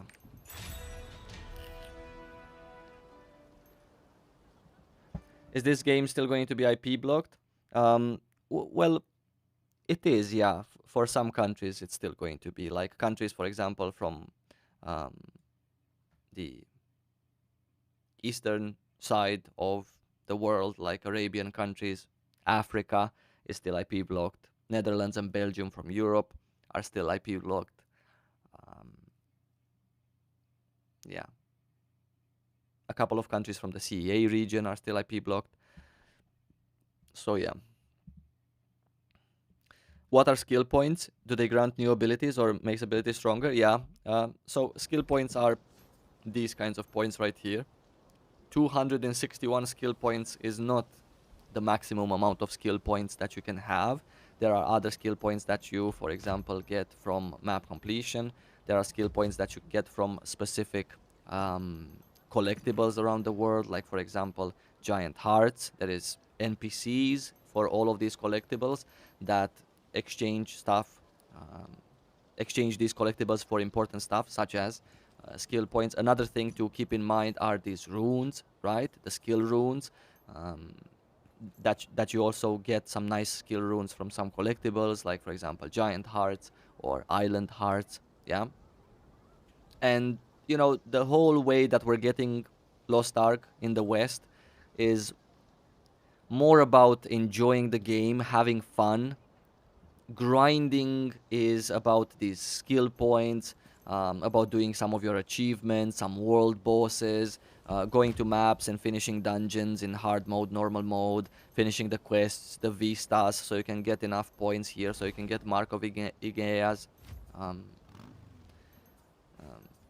So you can build up your character, right? So you can get to a point where you welcome the second phase of Lost Ark, which is better equipment, better accessories, more skill points, different kind of content to do, as opposed to having only skill runes. You're gonna also have in the second bit of content, let's call it like that, in tier 2 gearing stage, which comes later after release. You're also going to have gems which can be attached. You're gonna have a separate actually I have it here because this is Korea, a separate tab here that allows you to improve specific skills, right? There are 11 gems in total that you can add, two gems per skill, so 6 skills on your bar, well, 5 skills and a half can be improved even further with these gems. And it's you know, the end game is going to be about having fun and getting those gems later on in tier 2,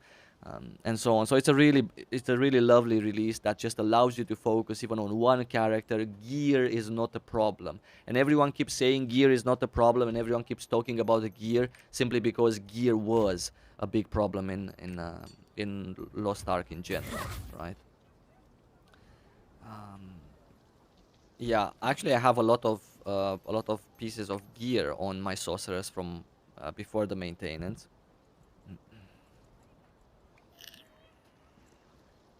20th of December, sorceress in Russia. That's really nice. I actually guessed that it's going to, or I didn't guess. It was quite obvious that's coming in December. Good thing it's a free-to-play game. Yeah, absolutely. Absolutely. And it's a lovely game at that. It's a lovely game with a lot of effort actually put into it, yeah. So right now I just want to do like a quick inventory of the gear that I got before the maintenance. In case some of you are interested, I'm also with my sorceress, I'm also in tier 1 stage, same as we're gonna be straight from the get-go. So what I'm looking for in general is from now on, when I'm not going to continue soloing stuff myself after I've passed this particular threshold. I'm looking to, in terms of accessories, speaking about necklace, I'm also interested in necklace having a high quality, right? And very important, the imprints there that you see in the base imprint category, I need it also to be good. I would still like to keep my supercharge imprint that I have on my sorceress, right? I would still like to keep this, but I'm looking to exchange maybe this imprint, so the accessories that have reflux, which is a class imprint. I'm looking to exchange them. Regardless if they're better, if the tooltip here says that they're better, you can see that this one is considered as better. But if you compare them, the imprints are worse, even though I get a little bit more of the additional stat, which is critical, than I do get on my other earring. That is because of the quality. Necklace gives you the most amount of these additional stats, so that's why the quality is important on necklace. Earrings gives you the second most amount of these additional stats, that's why quality is somewhat important on earrings as well. And rings, the quality, I don't even look at it, I actually look straight to the engravings, because it gives you the least amount of whatever speciality critical like I have equipped. Yeah. I'm from Brazil. I want to prepare for the Western version. Play the Russian version. Yeah, sure. I have my link on how you can play that in the description. My ping is 240. Is it possible to perform PvE like this? Well, people are getting to very good ranks in terms of PvP content with 200 ping. 240. Good night, Looney. 240 should be doable, but not for performing. However, you're not gonna have enough time to perform in the Russian version, because you're not gonna probably get to the point where, unless you buy your account, right, like some maxed out gear account. But yeah, I also play here, yeah, on the Korean servers. It's in between 200 and 260. Right, so let's check these necklaces. Actually, these are pretty poor quality. But if they have, which they don't. So all of the necklaces I don't need. The armor I don't need either because I already have it. Earrings with some good imprints. Maybe we can find something.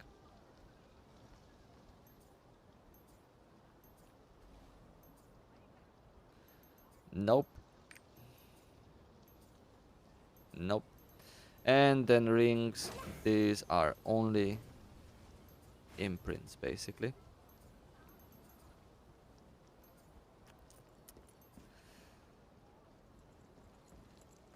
Supercharge and spirit absorption. This is a nice ring. Unfortunately, the engraving and agility also has an additional stat. This is a great ring, but unfortunately it's only +1. I'm still gonna equip it because I prefer agility more than critical at this point, the one that I have on my ring. Actually, I can equip it on top of this one also. Agility versus agility. Sure, lower quality, less agility, but this is pretty nice. Reflux, we take reflux off also. This is a very nice ring. Unfortunately, the imprints are only at level 1, so they're only gonna give me one more dot there in supercharge and one more dot in spirit absorption, which I actually don't have any dots in. But let's equip this one here. We're 2 dots away from maxing out actually supercharge, which is really nice.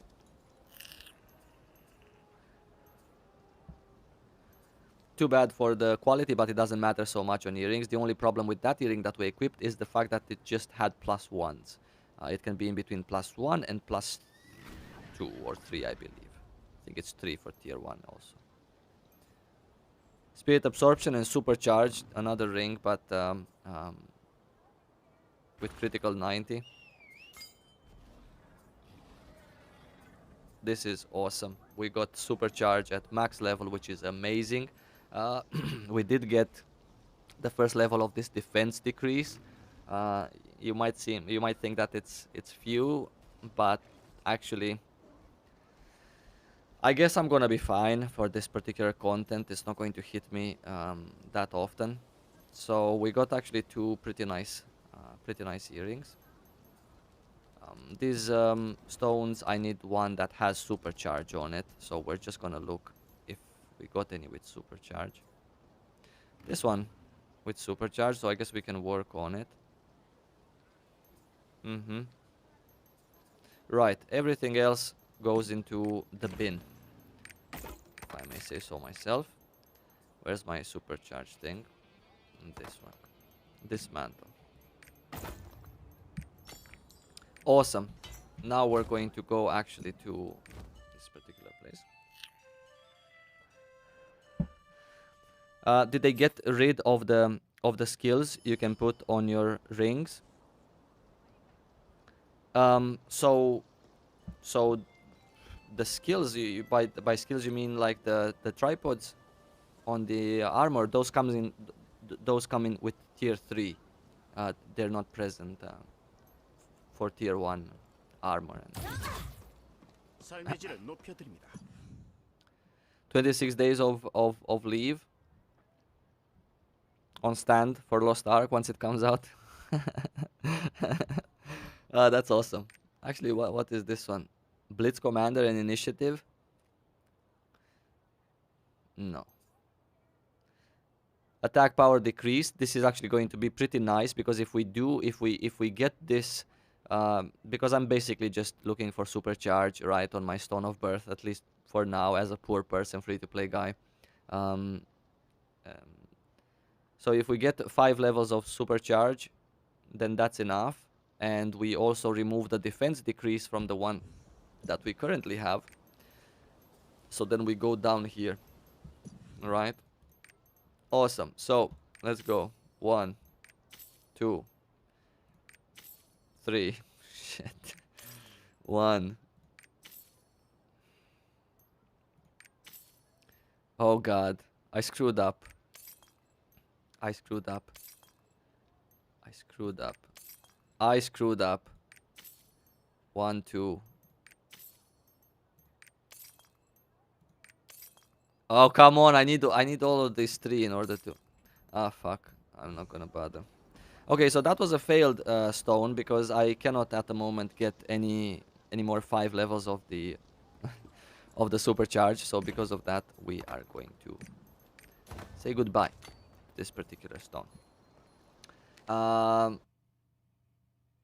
Yes.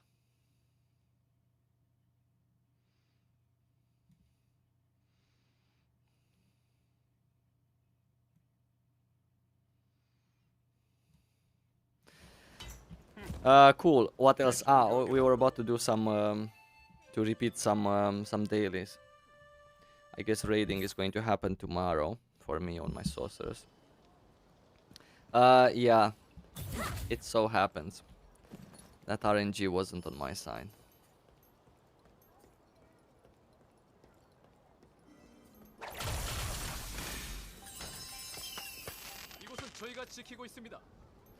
Ooh.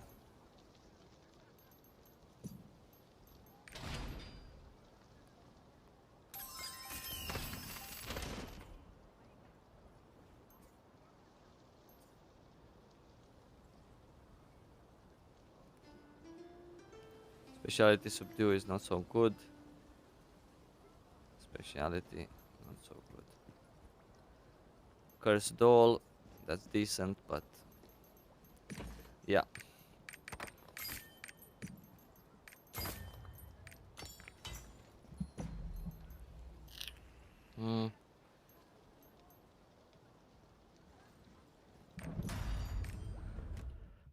Preach video. Okay, fine. Okay. Yeah, you're right.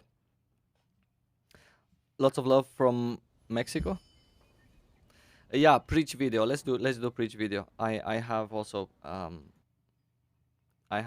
preach video. Let's do it.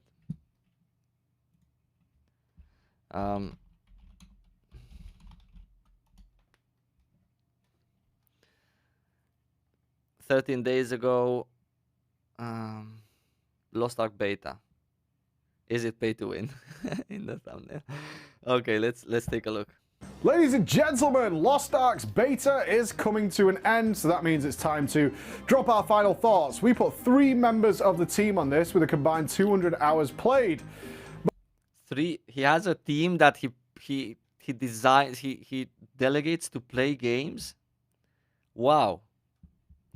Any Bifrost recommendations for the first few you unlock? Yeah, I would definitely get the premium membership for the Bifrost slots for the 2 and the one that you already have, same as every other player. and I would set them on my dailies, right on top of my dailies.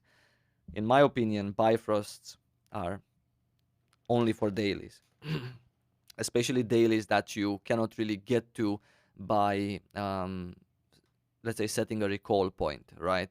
Like dailies in North Bern or wherever you're going to be ending up. At the beginning, North Bern, maybe later on Rohendel, but it's always going to be North Bern. So for the dailies. But when Amazon reached out to us to check out Lost Ark, as you can probably imagine, we had one big question on our minds. Let's get into it.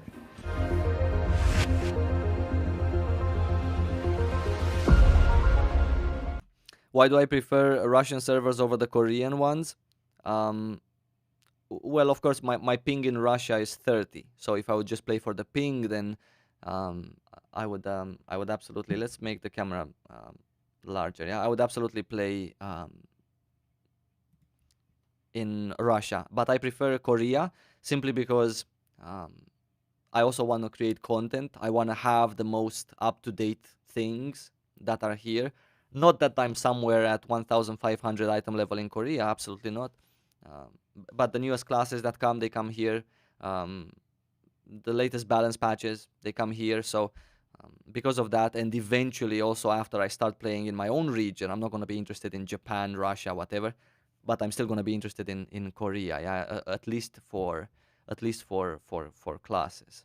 And for practicing also, it's, I guess, pretty nice eventually. Okay, before we get into even covering the game, we need to address the giant elephant in the room, and that is, of course, the pay-to-win ideas of Lost Ark. No doubt, similar to me, the first you even heard of Lost Ark was when it was announced it was coming over to the West. This is not a new game. It has been out for several years over in Korea, and immediately videos started to pop up about how pay-to-win this game is. And no doubt you watched videos like this with reactions and all that kind of stuff that went very widespread, and the game was declared dead on arrival. So it's important we talk about this, because not only in every stream chat and even in-game, because they were giving away keys in the stream, it's been the dominant conversation about this game. So we've done our research, and we should explain exactly what's going on, because I have one simple rule when it comes to companies reaching out for us to look at their games or look at their products, is that I will not advertise anything that I would not advertise to my kids. That is my simple rule, and it makes our choices really, really easy. And I would. What's wrong with Raid Shadow Legends? It's a mobile game that you can pay money to progress. What's wrong with kids playing that? Well, what's wrong with kids playing on mobile? But yeah. Would not advertise, say, a very, very pay-to-win mobile game that seemingly is attracting lots of whales and using horrible terms like that in order to get things done. That isn't this. So listen a little bit longer and maybe it'll make sense, because a lot of the arguments... Thank you, by the way, Robert, for the $10. I really appreciate it. Thank you for all you do, despite what you've been through. I haven't been through as many bad things as many other people, by the way, have been, but I really appreciate it.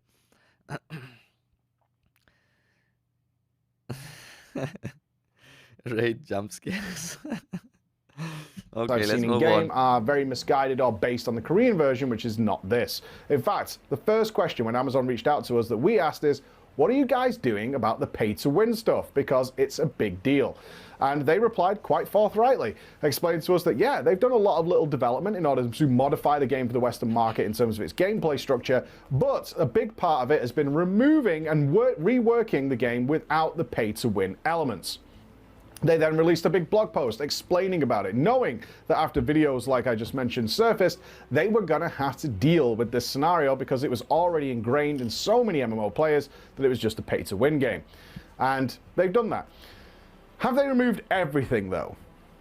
No. No, they have not. So let's clear up exactly what's in here, because that's going to help you out with making some decisions. What can you pay for? You can pay for some gameplay bonuses. You can pay for things like your pets in order to give you buffs, some armor sets to give you buffs. And more importantly, you can pay to have a lot of the research and resources that you need in order to upgrade your very end game gear happen much quicker and much simpler. Can you acquire every single one of these things in-game without much effort? Kind of, yes. For the most part, Yes, like the vast majority of it you can do. The issue you're going to run into is when you get to seriously pushing the limits of a character. Now, that is when you're going to encounter what is considered pretty normal for Lost Ark across every server, is that you can either go free to play entirely, because this is a free to play game, but you're probably going to need several alts, or at least want several alts that are feeding your main character and maintaining them and keeping up with them. Very similar to a Warlords of Draenor in WoW scenario, where people had several garrisons in order to feed one character money and resources and things like that. The alternative is somebody can open their wallet and do that on one character far simpler and far quicker, and maybe even have the edge on you. But you can achieve everything in game. If this is your main game, you're probably not going to have much of an issue with this process. More importantly, who does it impact? Now, this is where it also fits a line for me. It's for the reason I'm actually sat here. What about PvP? Because, of course, people have lots of horror stories about PvP and certain pay-to-win games where somebody gets overly buffed, they pay money, they get super powerful, and they just smash you into the floor. Does that happen here? No. No, it doesn't. PvP is normalized essentially across the board, which means your gear is irrelevant. There's one map where you can do some guild versus guild stuff, where you can very selectively fight certain people, and then you can have your gear be your gear. But for practically every single player of this game, it is not an issue in PvP, so you don't need to worry about that. What about in PvE? Well, I heard actually recently that World of Warcraft has has gear that matters in PvP content. So I'm just saying, in WoW you can also pay real money, like the first person said. I believe I forgot his name, maybe Max, and just go into PvP and just be better than other people. I was actually shocked to find out that WoW PvP gear matters. Shocked. I didn't know. Obviously, if someone's got certain combat bonuses, they're going to be slightly more ahead of you. And I say slightly. We're talking a couple of % here and there. Does that affect anything? Not really, because dungeons are all co-op experiences. Raids may die a few seconds earlier. Now, the only place I can really see this being a thing is if a competitive PvE situation develops within the game, which, of course, as we know from a lot of MMOs, is crazy, crazy niche. Now, as you guys know, I'm a big supporter of competitive PvE. I don't think it has a place in Lost Ark, which is why I'm not particularly bothered about this system. So the amount of people who may be impacted by the ability to quickly upgrade your gear to some slightly, and I mean slightly, higher item level, which... And just as a side note, this competitive PvE that he was talking about also exists in Lost Ark, where there are places where in raids gear is equalized, right? So you just go in there and everything is equalized the same way as it is in PvP content. If that's your cup of tea, that's what you want to do to show off that you're better, that you got a better time with it. And I really hope that one day they're gonna push on with the leaderboards for that, and actually make it into a thing, because in there the gear that you can pay some real money to get faster does not matter. Yeah. Which is giving marginal DPS increases, is extraordinarily niche. For everybody else, if you do bump into a player who does that, who does 4% more damage than you, you might finish your dungeon 30 seconds quicker. Something along those lines. Something really non-essential and not relevant, which is why I'm okay talking about it. It does exist. That's the bottom line. It does exist. My personal opinions on this, though, it has no need to exist. I think it's just going to be a big black mark on the game for a lot of people that it exists. It is there. Does it affect people? Not really, but it's still there. And we have, in the West, many proven models that don't require or don't have any form of pay-to-win in them at all. We've seen lots of free-to-play games that have used cosmetics and really cool stuff, especially because they do have the ability to decorate and build a giant stronghold for your characters, which a lot of people would enjoy massively, and we've seen that work, even if those microtransactions get a little bit more expensive. And believe me, I fully understand that a free-to-play game, especially one with this level of quality, because it is a great game, does need some way of finding monetization. I'm always going to be against, though, anything that actually affects gameplay, because even though I can sit here and the thing with this is that we have here in the West games that run a completely free-to-play model, like for example, a Fortnite or League of Legends, Dota 2. These are games that they don't really invest in anything. It's completely different to compare a MOBA game, which is one map, the same exact map always, with differences in Christmas and Halloween, with the same exact number of champions, maybe with one more champion every year, to the development that is needed in Lost Ark. Not that I'm trying to defend this particular business model, but purely going on cosmetics. I don't think it would be enough money, just like Stoops said. I don't think it would be enough money to continue developing at the scale at which Lost Ark is developing. This is not like your Ilion, right? That gets a patch once a year. This is something that gets a patch every 3 months, right? Something that has been developed, changed, added to the game. Yeah. But yeah, I don't know of any MMO RPG, including the ones that get a patch every year, that is running like fully on cosmetics. The way things work inside an MMORPG, that is what defines is there pay to win or not. The amount of things that free-to-play players get for free, that is what defines how much money, real money, is worth in a game. Even Guild Wars 2, right? Or Final Fantasy. There's stuff that you can buy there, I don't know, level boost, whatever. Just like the first guy said, everything is pay to win if you really want to buy stuff from somewhere. Accounts. I can tell you, it affects a potential, currently non-existent, very niche amount of people. That temptation is there, and that's where the worry is that guy has more than me. He has it easier than me if I just throw down a few bucks. Not a big fan of that. Never have been, never will. Having said that, I've said a couple of times now, this is a really, really good game. Let's go check it out. Now, with all that said, let's get into the game, because as I said, this thing is really, really good, like surprisingly good. I didn't know what to expect from an ARPG MMO. No Holy Trinity, we don't have the tank healer DPS, we do have dungeons, we do have guilds, we do have raids, all that good stuff. So we divided up our duties covering the game into to 3 people. I spent my time going through the story, taking time, listening to the cutscenes, exploring the world. I eventually got a boat, which I didn't know was coming. I'll get to that later. One person went straight to the end and started messing around with Endgame, and our boy Nups went and tried like every single class, because the real core strength of this game is its classes and its gameplay. So we should start there, because that is easily the most fun part of Lost Ark. One thing that really we all agreed was just fantastic is something that's not in the Korean version, and I really hope they do not change it when it finally does its full release. And that is when you choose a class, and you guys have all been there, where you have a general idea of what you want to play. So for me, it was melee. I wanted to go melee after our recent caster look at Path of Exile.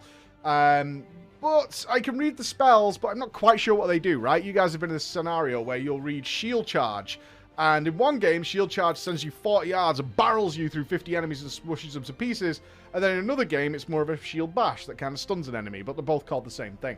So what they did, actually, was you pick a general melee class, then it puts you into this subclass choosing area where you can spawn bosses, you can spawn mobs, and you can freely swap between... He said that this is not in the Korean version, it's in every version as well. Between all the classes and gain their spells and get a quick feel for which one suits you. And this was amazing for all of us, because we were like, that one's okay. Oh, this is the one for me.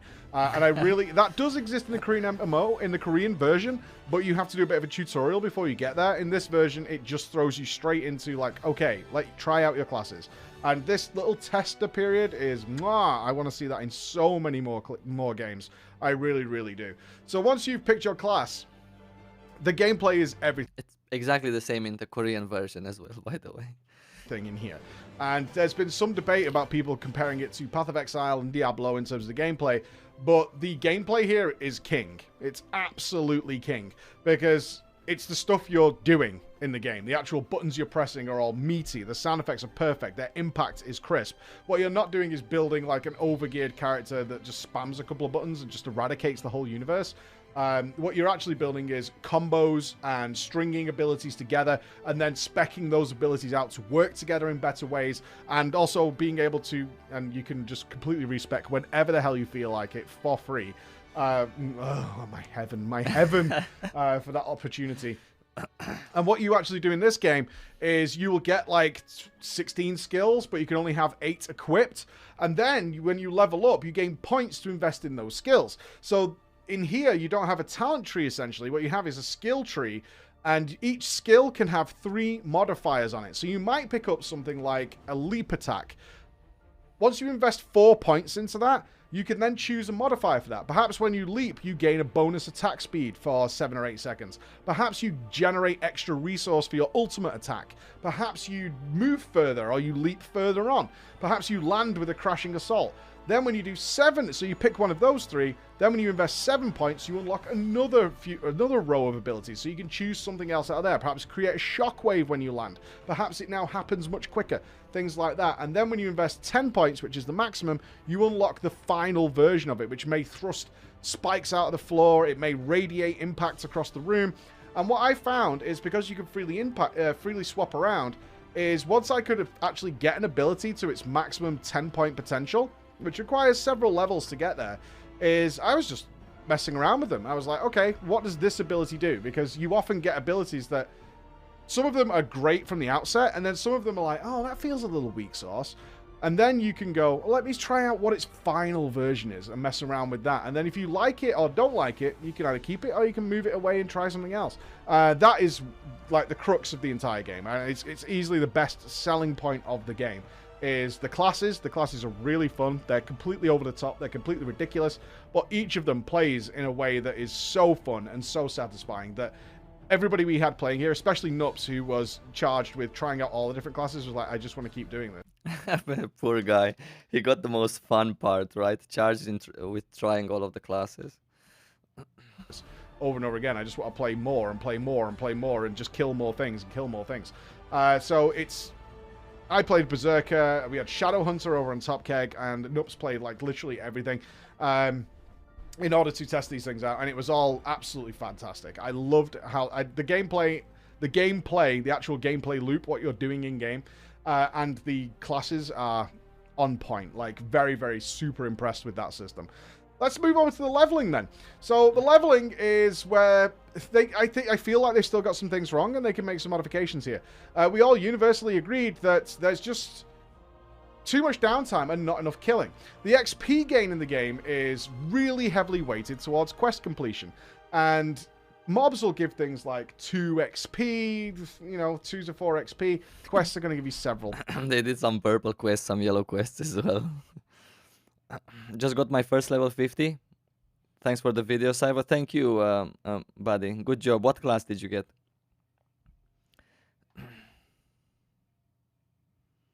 I didn't get you any sorceress. I'm losing my voice also. I think I'm catching a cold as well. 1,000.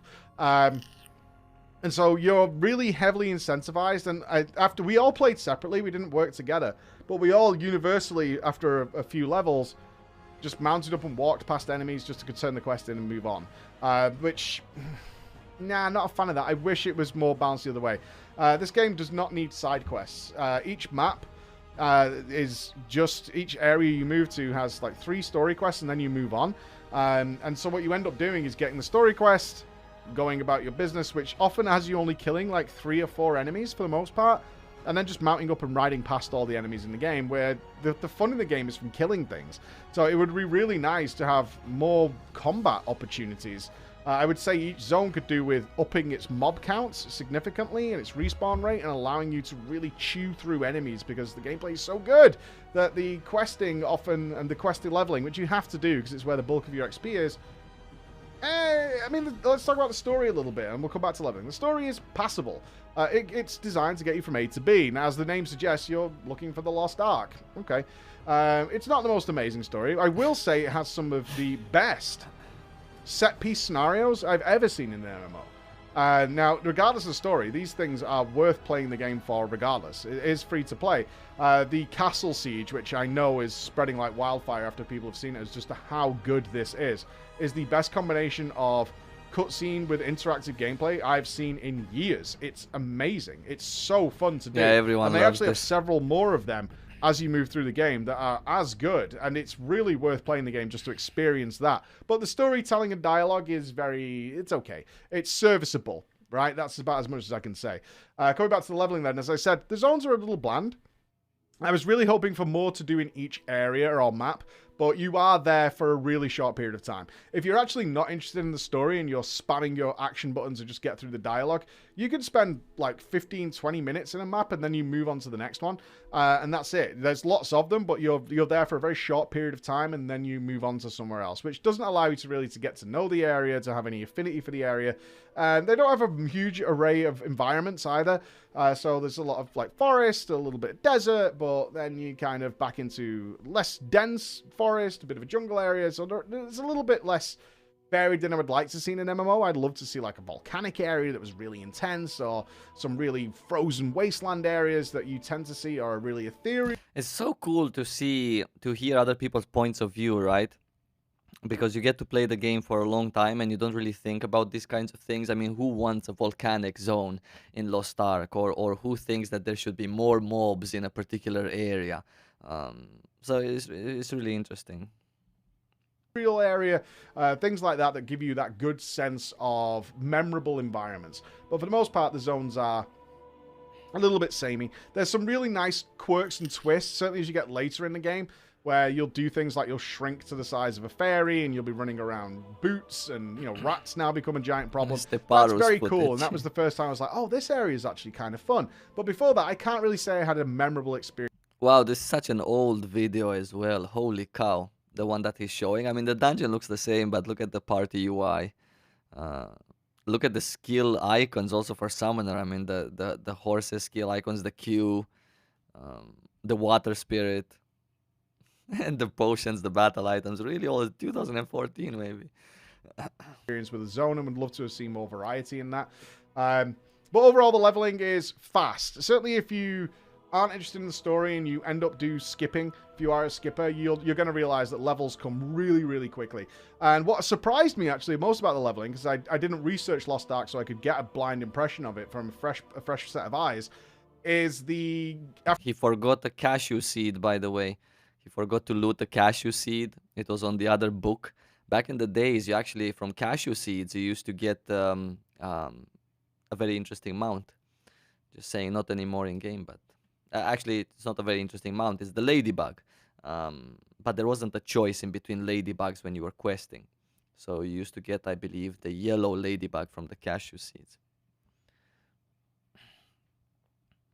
What do I mean, an old video? So this B-roll in the background, the one that you're seeing with the characters playing the dungeon, this is a very old video. It's 2016 probably. After about level 40, the game massively opens up because you get a ship. And I wasn't expecting this at all. And you get a ship and you can explore lots of... Up until that point, you kind of just go from zone to zone to zone. Just go map, next map, next map, next map. And then suddenly the game just goes... and just kind of opens up into this entire mass thing to deal with, which was very cool. One thing that I actually adored and was so surprised by was the dungeons. The dungeons are incredible. They're really well done. Those were memorable environments compared to the actual leveling zones themselves. I look forward to every single dungeon I went to. What I really liked is they had 4 difficulty options. So you had normal, which was then split into normal solo, where it was scaled so you could solo it. So if you were just a solo player looking to get along with the story and you wanted to go and do the dungeon, it was perfectly easy. It was nice and relaxing. You could just go and chill in there. You could enjoy the story. You got to see the bosses. Then you could do it with matchmaking, so you could have it with 4 players, so you can obviously bring your friends if you want to. Then they had hard mode. The only difference was, obviously, it's more difficult and more dangerous inside. But yeah, I know you did that in the beta. Of course, the dungeon is still there, Layla. But the footage, that particular video, was a 2016 footage. The dungeon is still there, of course. What are my thoughts about story? I've done it so many times that I really have no thoughts about it. I'm completely blank, same as he thinks. It's serviceable in that sense. It can drop a couple of extra items. Can do. It's a chance when the boss dies to get some extra items. And once again, that is soloable. So if you're more engaged with your gameplay, which I can't... Some of you are asking who is this person in the video. His name is Preach. He's I guess a World of Warcraft player. Arcana is not a sorceress, no. Sorceress is its own class.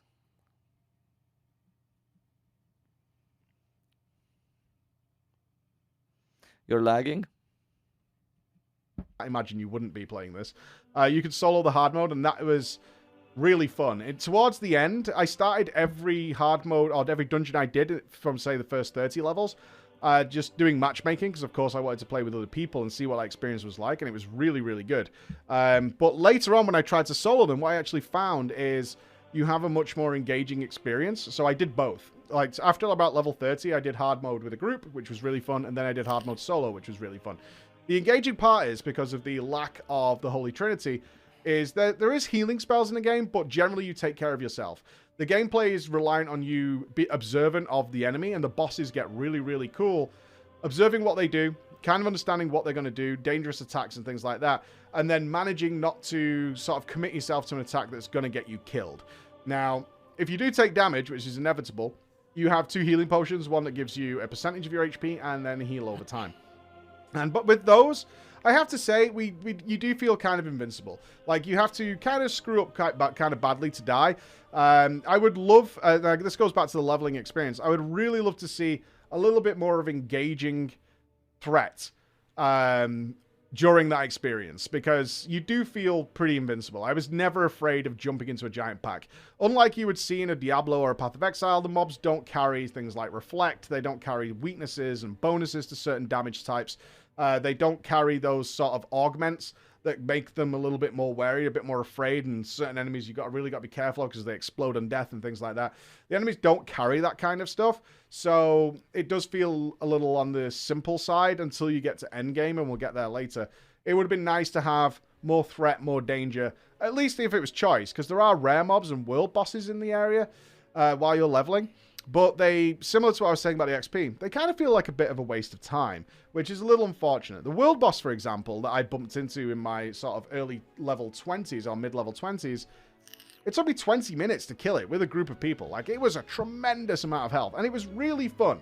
Wasn't particularly dangerous. I had to play a little careful, but with healing potions, I could just kind of move out the fight for a little bit, heal up, come back into it. The way aggro seems to work, because there's no tanks or anything, is the bosses tend to cycle through everybody who's attacking it and kind of focus on them for a period of time. So you do have to deal with, like, the enemy coming for you, and then it'll move on to somebody else. So it generally kind of works that way. There are tankier classes, there are healing classes, but you do have opportunities to just kind of move away, strengthen back up, come back in. Unfortunately, killing the world boss after like 20 minutes didn't reward me with much XP, and, you know, loot that I would replace very, very quickly because you're in the leveling process. So it kind of felt like a waste of time, which I wish it didn't, because I was very excited about it. And Endgame, it's more important, but it would have been nice to have some more robust experience gain from doing that. Similar. Yeah, but who got his map completion to kill the Soul Giant, right? He did. Later on, he's going to come back, and he already has one less thing to do, right? Someone was asking, what do I think is the biggest difference compared to original releases and the NAEU differences, NAEU release. I think that obviously Lost Ark has reached a point where a lot has been done for the player to feel happier in terms of progressing with your character, right? The content is still there, the stuff that you can do is still there, and it has been increased also, because we didn't have abyss dungeons, for example, for the Korean release. They weren't a thing. They didn't exist. But I think the biggest difference, like the utmost biggest difference in between other releases, other day ones, not other current versions, because kind of all of them are, let's say, similar. The difference is that we're getting this from the get-go, from the start. The biggest difference is the fact that players are being loved more with our release. Everything is nicer for the player in our version. You get more materials, for example, to enchant your gear or maybe to sell them later on. You get more materials so you wouldn't have to struggle on your second class because you just don't like your first one. It happens a lot in Lost Ark. You get the opportunity to do more content for free, as it wasn't the case with other releases such as Korea and Russia, where you had to actually pay real money to reset your chaos dungeons. They look different, of course. A lot. There's so many things, but if I would just have to say them in one sentence, is that the players are being loved more in our release. And it matters a lot, the fact that we get this from day one. It matters a lot. Other players have received also this, of course, because it had to be tested in other regions. So they also have it, but they have it when they don't care about it. This is a huge difference, and that goes for Japan, Korea, Russia, all of the other releases. And by the way, Japan and even Russia still doesn't have some of the things that we have. So yeah, it's such a huge thing in terms of PvP and PvE. You can in the West actually be ready to start tier 3 because you know what's coming. In Korea, you could have never done that because there was never a time when, until now, when nobody cares about tier 1 and 2. But there was never a time when you could put things aside. It was always a hassle. A beautiful hassle. I loved it. But just saying. With the rare mobs do drop a couple of chances at gear and some extra resources, but you'll find that later on, quests just give so much more. So you might get something like 10 or 20 rapport items.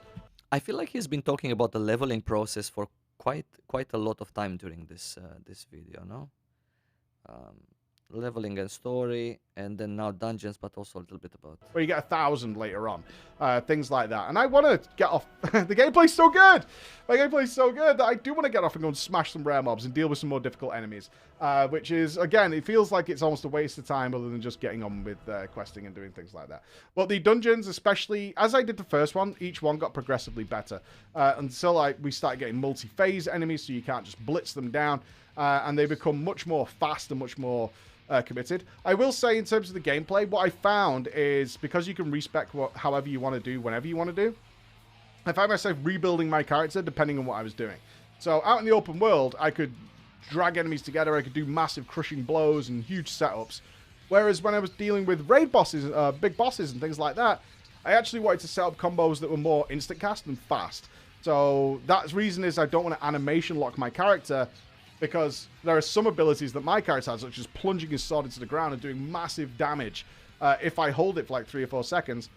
A boss could target me with an ability and hit me before I get that ability off, especially if I haven't got my dodge roll available, which means that using that ability is really dangerous. So what I found myself doing was building combos so I could get in and do these massive bursts of damage, while still then being able to... It's so funny that all 4 of them went to pull this lever.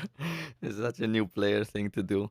The cash shop is not pay to win in our region. Well, I mean, so my opinion is that obviously there's big differences compared to day 1 Korea and now for us in the West. There's also big differences compared to day 1 Korea and present Korea on the Korean server. It's not like our cash shop in the West is extraordinarily different than the Korean one. It is different in terms of Mari's secret shop, for example, how often it refreshes. For us in the West, it's a much more we love you variant of the Mari's secret shop. But in general, the basic idea of the cash shop is still the same. You deposit real money, buy crystals you exchange for in-game gold. That is the item exchange, the currency exchange is the actual thing that matters. And that is still going to be in our Western version as well. However, what is more important than how the cash shop is, because the cash shop can have for real money gear. Best gear already enchanted, give me some real money and buy it.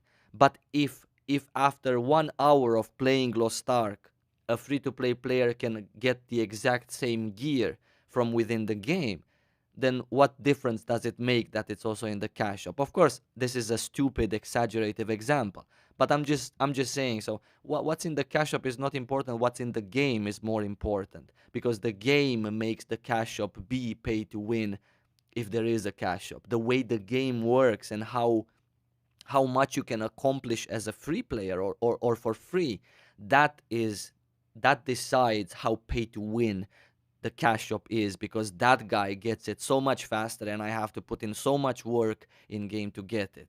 But if you don't have to put so much work in game, if tomatoes are for free on the street, does it bother you that there's tomatoes for real money in a shop? So yeah, thank you, by the way, for becoming a member, Lemures XL. I appreciate you. And yeah, they have changed the game in such a way and to such a degree that this first batch of tier that we're getting for release feels million times better than the first batch with that cash shop felt for every other region.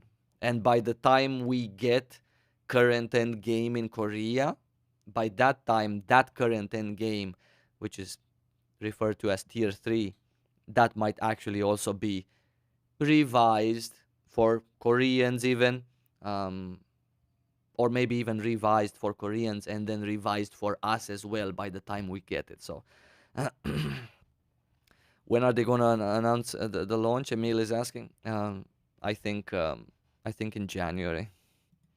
Drop back and relax, which is fine. I had no issue with that at all. Creating these huge burst windows was really satisfying, and it allowed me to play the fight better, understand my positioning, and really focus on that stuff. So that game was super fun.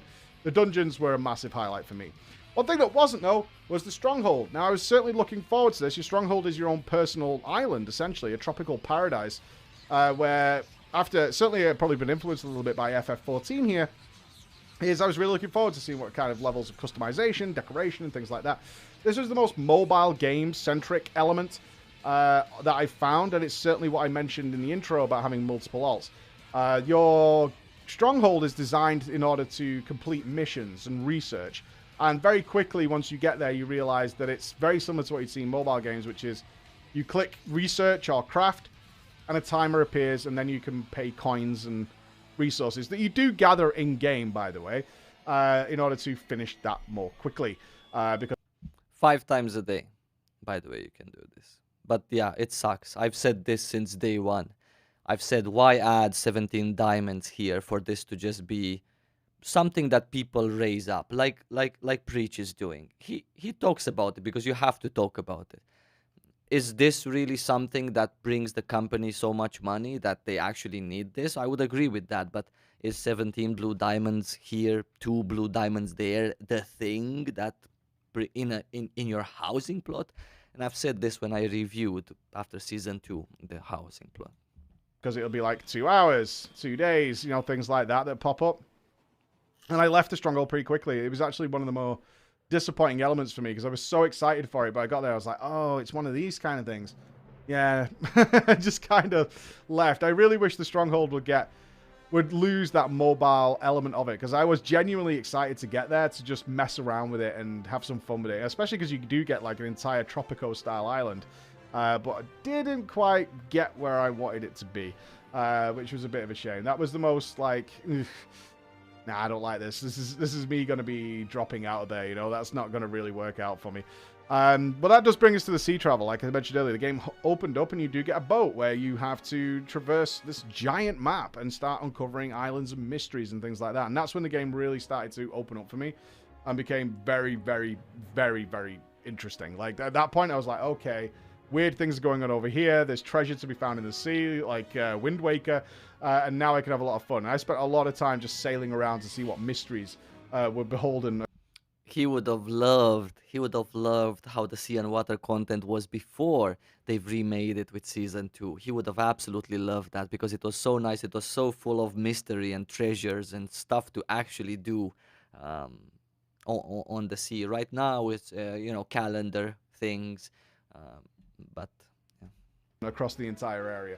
Let's go to the end game then. So Mr. Keggers, who is sort of not resident, but very, very ARPG focused player with thousands of hours in all of them, and has always played the end game there. I trust his opinion very, very, very well on these kinds of things. He was the one who went over to the end game. One of the things that I've mentioned several times now is during the leveling experience, you don't really get, besides the very odd occasion, that experience that you would get in a Path of Exile or Diablo, where you have 100 enemies and you get to really let your class fly. You tend to deal with 4 or 5, sometimes a few more, but rarely, of killing a few enemies and then you kind of go about your business. What you want, and we all crave when playing a game, especially with the gameplay as satisfying as Lost Ark, is that opportunity to really unleash your fury and just take on swathes of mobs and really kick some ass. That does not happen during the leveling experience and rarely happens in the open world. It does happen, though, at Endgame, especially in its Chaos Dungeons. These are going to seem very familiar to you if you play Diablo 3 Rifts. You have a timer, and you're going to get these big bosses. You're going to be stretching the legs of your characters to how powerful it is, and you're going to be mowing down hundreds and hundreds of enemies. And I'm sure you can see on the screen right now how satisfying that looks and how meaty that looks in order to generate that kind of gameplay. So it does exist. It's just going to be at the end game, and I would have loved to have seen that much earlier on. There's a couple of things like the castle scenario where they will give you like 100 enemies to plow through, and that moment is like really good. Want that more, especially with, it's not hard to level in this game. You can level super fast, but I would love to see that more in the open world. That would have been really cool, but it is waiting for you at endgame. It is there. Did not get a chance to try the raids out. Have investigated it a little bit. Works similar to dungeons. Really fun, really bombastic. Lots of things to dodge and move out of the way of, and manage yourself, which is essentially the aim of the game, especially in the big PvE content, is managing all that process of looking after yourself. Similar to what you'll find in the Chaos dungeons that you'll find at the end game farming for that big gear. Obviously, resource collection is everything in order to upgrade your gear, get it stronger, and do all that kind of things, as well as mixed in with the fashion stuff. So that is our overall view in it. I am really impressed by this game. Really impressed from a gameplay standpoint. And I think when it comes out, remember, it is free to play. Yeah, it's well worth an investment. I found nothing I would ever invest a penny into. I would buy some skins like I did with Path of Exile. I'm more than happy to pick up skins for a really good free to play game. I'm more than happy to spend some money as I would do to play any ordinary game in order to just show the sport, because it's really good. It is really good. And as I said earlier, I just don't think it needs this weight hanging over it, because they have a really, really good, solid, fun game here. And it's blighted at the moment with this silly thing of resources and gear upgrading, which I just don't think they need. And there you have it, guys. That is our thoughts on Lost Ark from me. And well, very nice. Again, I'm thrilled to see other people's opinion about Lost Ark. Very happy to have so many people actually share their thoughts about it. Super cool to hear like new player thoughts on the game. So refreshing to see what they like and what they didn't like, what they appreciated, what they thought it was boring and stuff. Really cool stuff. But yeah, like he said, there is this thing in Lost Ark that nobody can deny, that there is a cash shop. It exists. But again, for the way any free-to-play player is going to feel playing in the West, this cash shop basically does not exist. That's how a free-to-play player is gonna feel, and I think that he mentioned it. I think that he expressed also his wishes that maybe later on the feeling would be the same. But for as it stands right now, for our Western release, the cash shop is there, but you're not gonna feel it. That's the bottom line, because of the rewards that are given for free. Yeah, and this is going to be the case for months to come after release, by the way, as we pass through tier 1 to tier 2.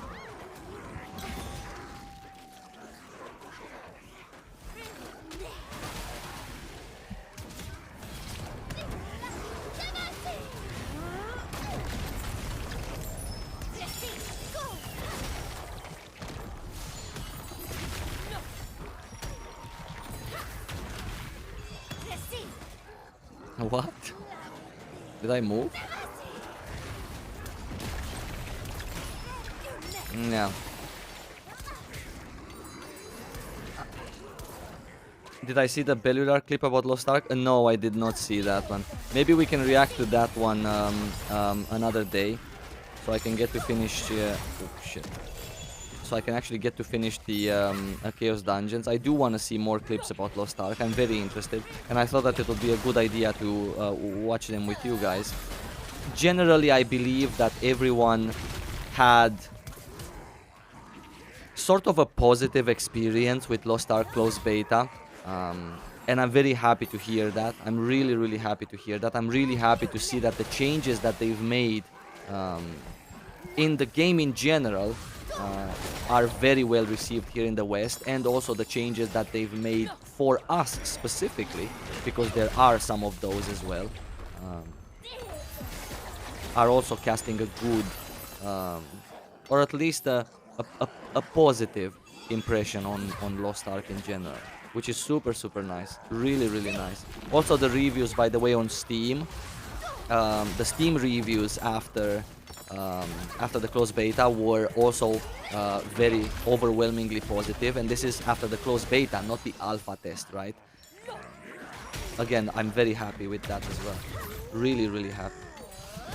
Very happy. That is enough, you know, to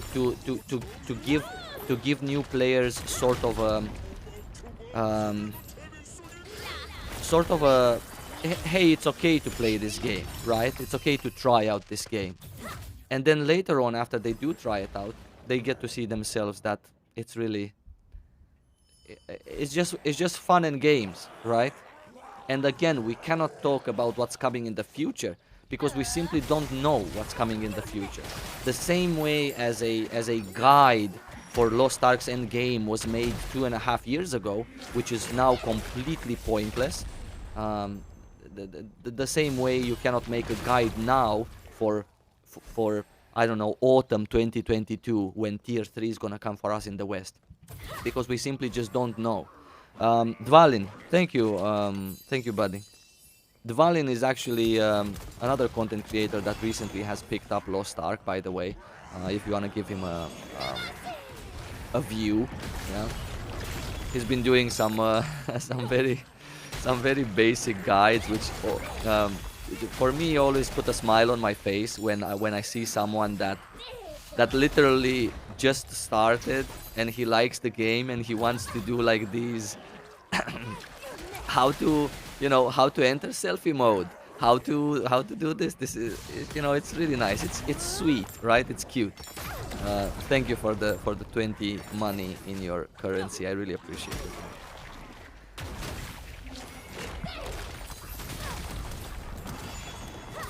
Why are the new classes coming to NA before Lance Master? So, Aizen, I think you didn't understand. So, my last video was not about new classes coming to NA before the Lance Master. My last video is about new classes coming to Korea. Yeah. So, it's not NA. It's Korea. Or you mean the Sorceress? Because that's also a new class, right? Or do you mean the specialist profession? Because I had the video today, I uploaded a video today saying that I'm very excited for new classes, the new specialist profession. But that's for Korea only.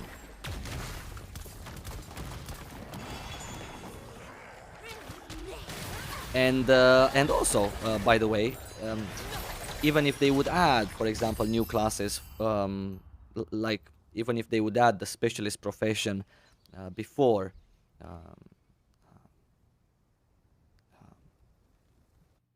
the sorry, I was just looking at my stream and I was just curious why I'm still stuck at the preach video, but it was just paused.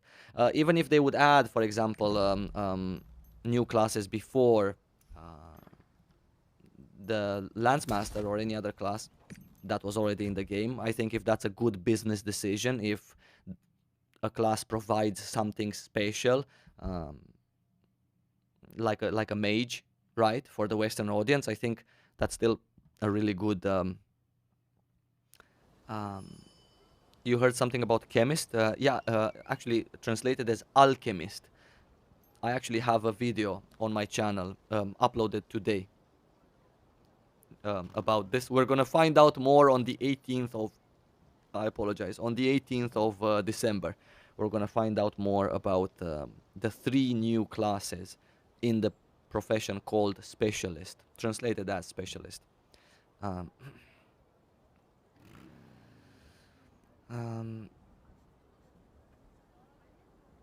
Yeah, the Valiant, there was a video a video with memes about that particular podcast. Yeah, and that particular podcast had its ups and downs. The one I had with the community manager rocks.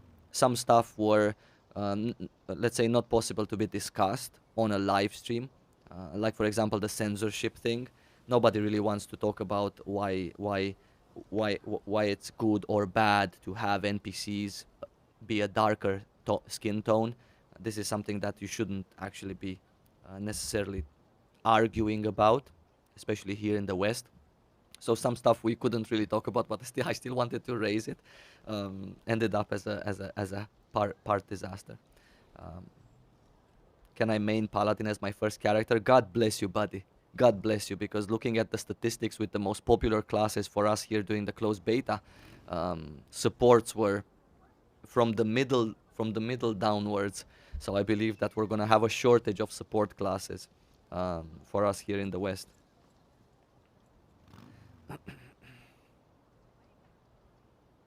I think there are too many classes to begin with. I don't know. There are too many classes. I mean, there's 21 currently in Korea, and they're planning to add these 3 more from the specialist profession. So that makes it 24 classes. But again, same as what was the name of the first reviewer, by the way? Max, I believe, Maximus, right? Same as he said and same as Preach said, classes are one of the biggest attractions in Lost Ark, right? Why didn't you tell me my camera was large while I was doing the Chaos Dungeon? Holy cow, guys. Yeah.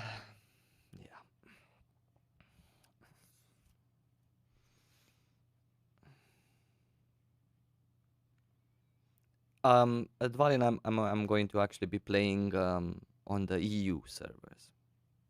Is Sorceress difficult to learn so far? No, absolutely not. I personally suck at playing Sorceress, right? So don't take my gameplay as an example of how you should move around as a Sorceress.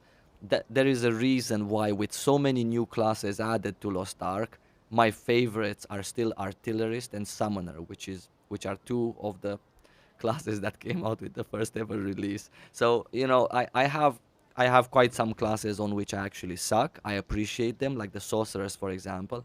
I don't think it's that hard to learn and master and actually play. I think it's a very enjoyable class visually, including the cast times that it has, by the way. But you know, you have to actually like it.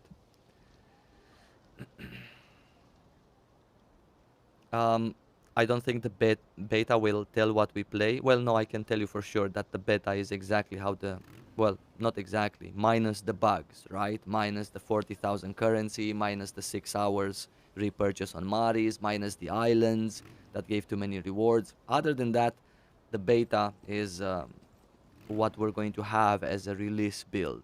Plus, maybe the Sorcerers, who knows, maybe some other surprise that is going to be available until February. God knows, right?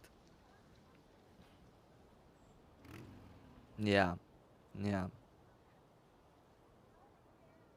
yeah. What is she good at? Very nice for damage, also nice for destruction. The Sorceress, very good damage. Like Sorceress is the highest damage dealer currently in game. So, yeah, very nice. Could I explain what the class skills for the Sorceress does? Yeah, absolutely. So, by skills, I believe you mean the class imprints, right? Let me just open them where I have both of them. Is this one right here. So, this one is translated as reflux. Don't pay attention to the translation, right? So, reflux removes this button right here. It removes the opportunity for you to go into this stage, which is you get casting speed, for example, does some damage, and also you get this magic unleash state, which gives you casting speed and I believe crit, some other buffs as well. Reflux engraving, the class engraving, removes this button and only allows you to use this button, which is the dash of the sorceress, right? Now, Reflux, if you have this, also increases the damage of all of your skills, except the awakening skill, by 8%. So every skill you have does 8% more damage at level 1, and then eventually it does 16% at level 3 with this particular engraving. But you cannot enter the magic state, right? Which gives you casting speed, etc. So this is good in some scenarios and not good in some others. Obviously at endgame raiding, maybe you want that state that gives you extra casting speed because some of your biggest damage skills, like this one, this one, this one, they are casts, right? And even with the level 3 supercharge engraving, which is the only engraving that you can take to shorten your charging abilities, even so, it still feels a little bit, compared to the endgame content in Lost Ark, it feels a little bit that you would want to be faster, right? In terms of casting your skills. Thank you for becoming a member, by the way, Luan. Very appreciated. And the other one, which is called Ignition, it says when magical release is activated, which is this button right here, right? So you cannot run both engravings at the same time because this one deals with the magic release buff.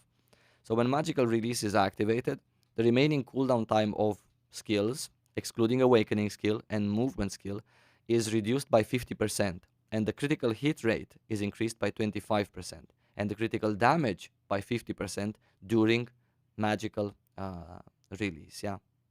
So this one is all about this state of your innate, and this one removes this state of your innate. Yeah. What about cubes? I don't see anyone talking about that, and it was fun. Yeah, well, the cube dungeon still exists. We're still going to get it, but it's no longer what it used to be, which is a source of making shillings when shillings or silver, this currency, was actually really important, and also a source of making some gold, right? On top of that, you also need entry tickets for the cube. We are still going to get this version, and later on there's a version for tier 2, right, at item level 802, right? When you start tier 2, you get this gear from the Chaos Dungeons. I apologize for my voice, by the way, it's dying. And then later on for tier 3, yeah, you get this cube as well. And they do give you this, which is not important at all, by the way, for the tier 1 progression, because this increases the success rate of you enchanting your gear. Yeah, this one right here. And we have plenty of success rate.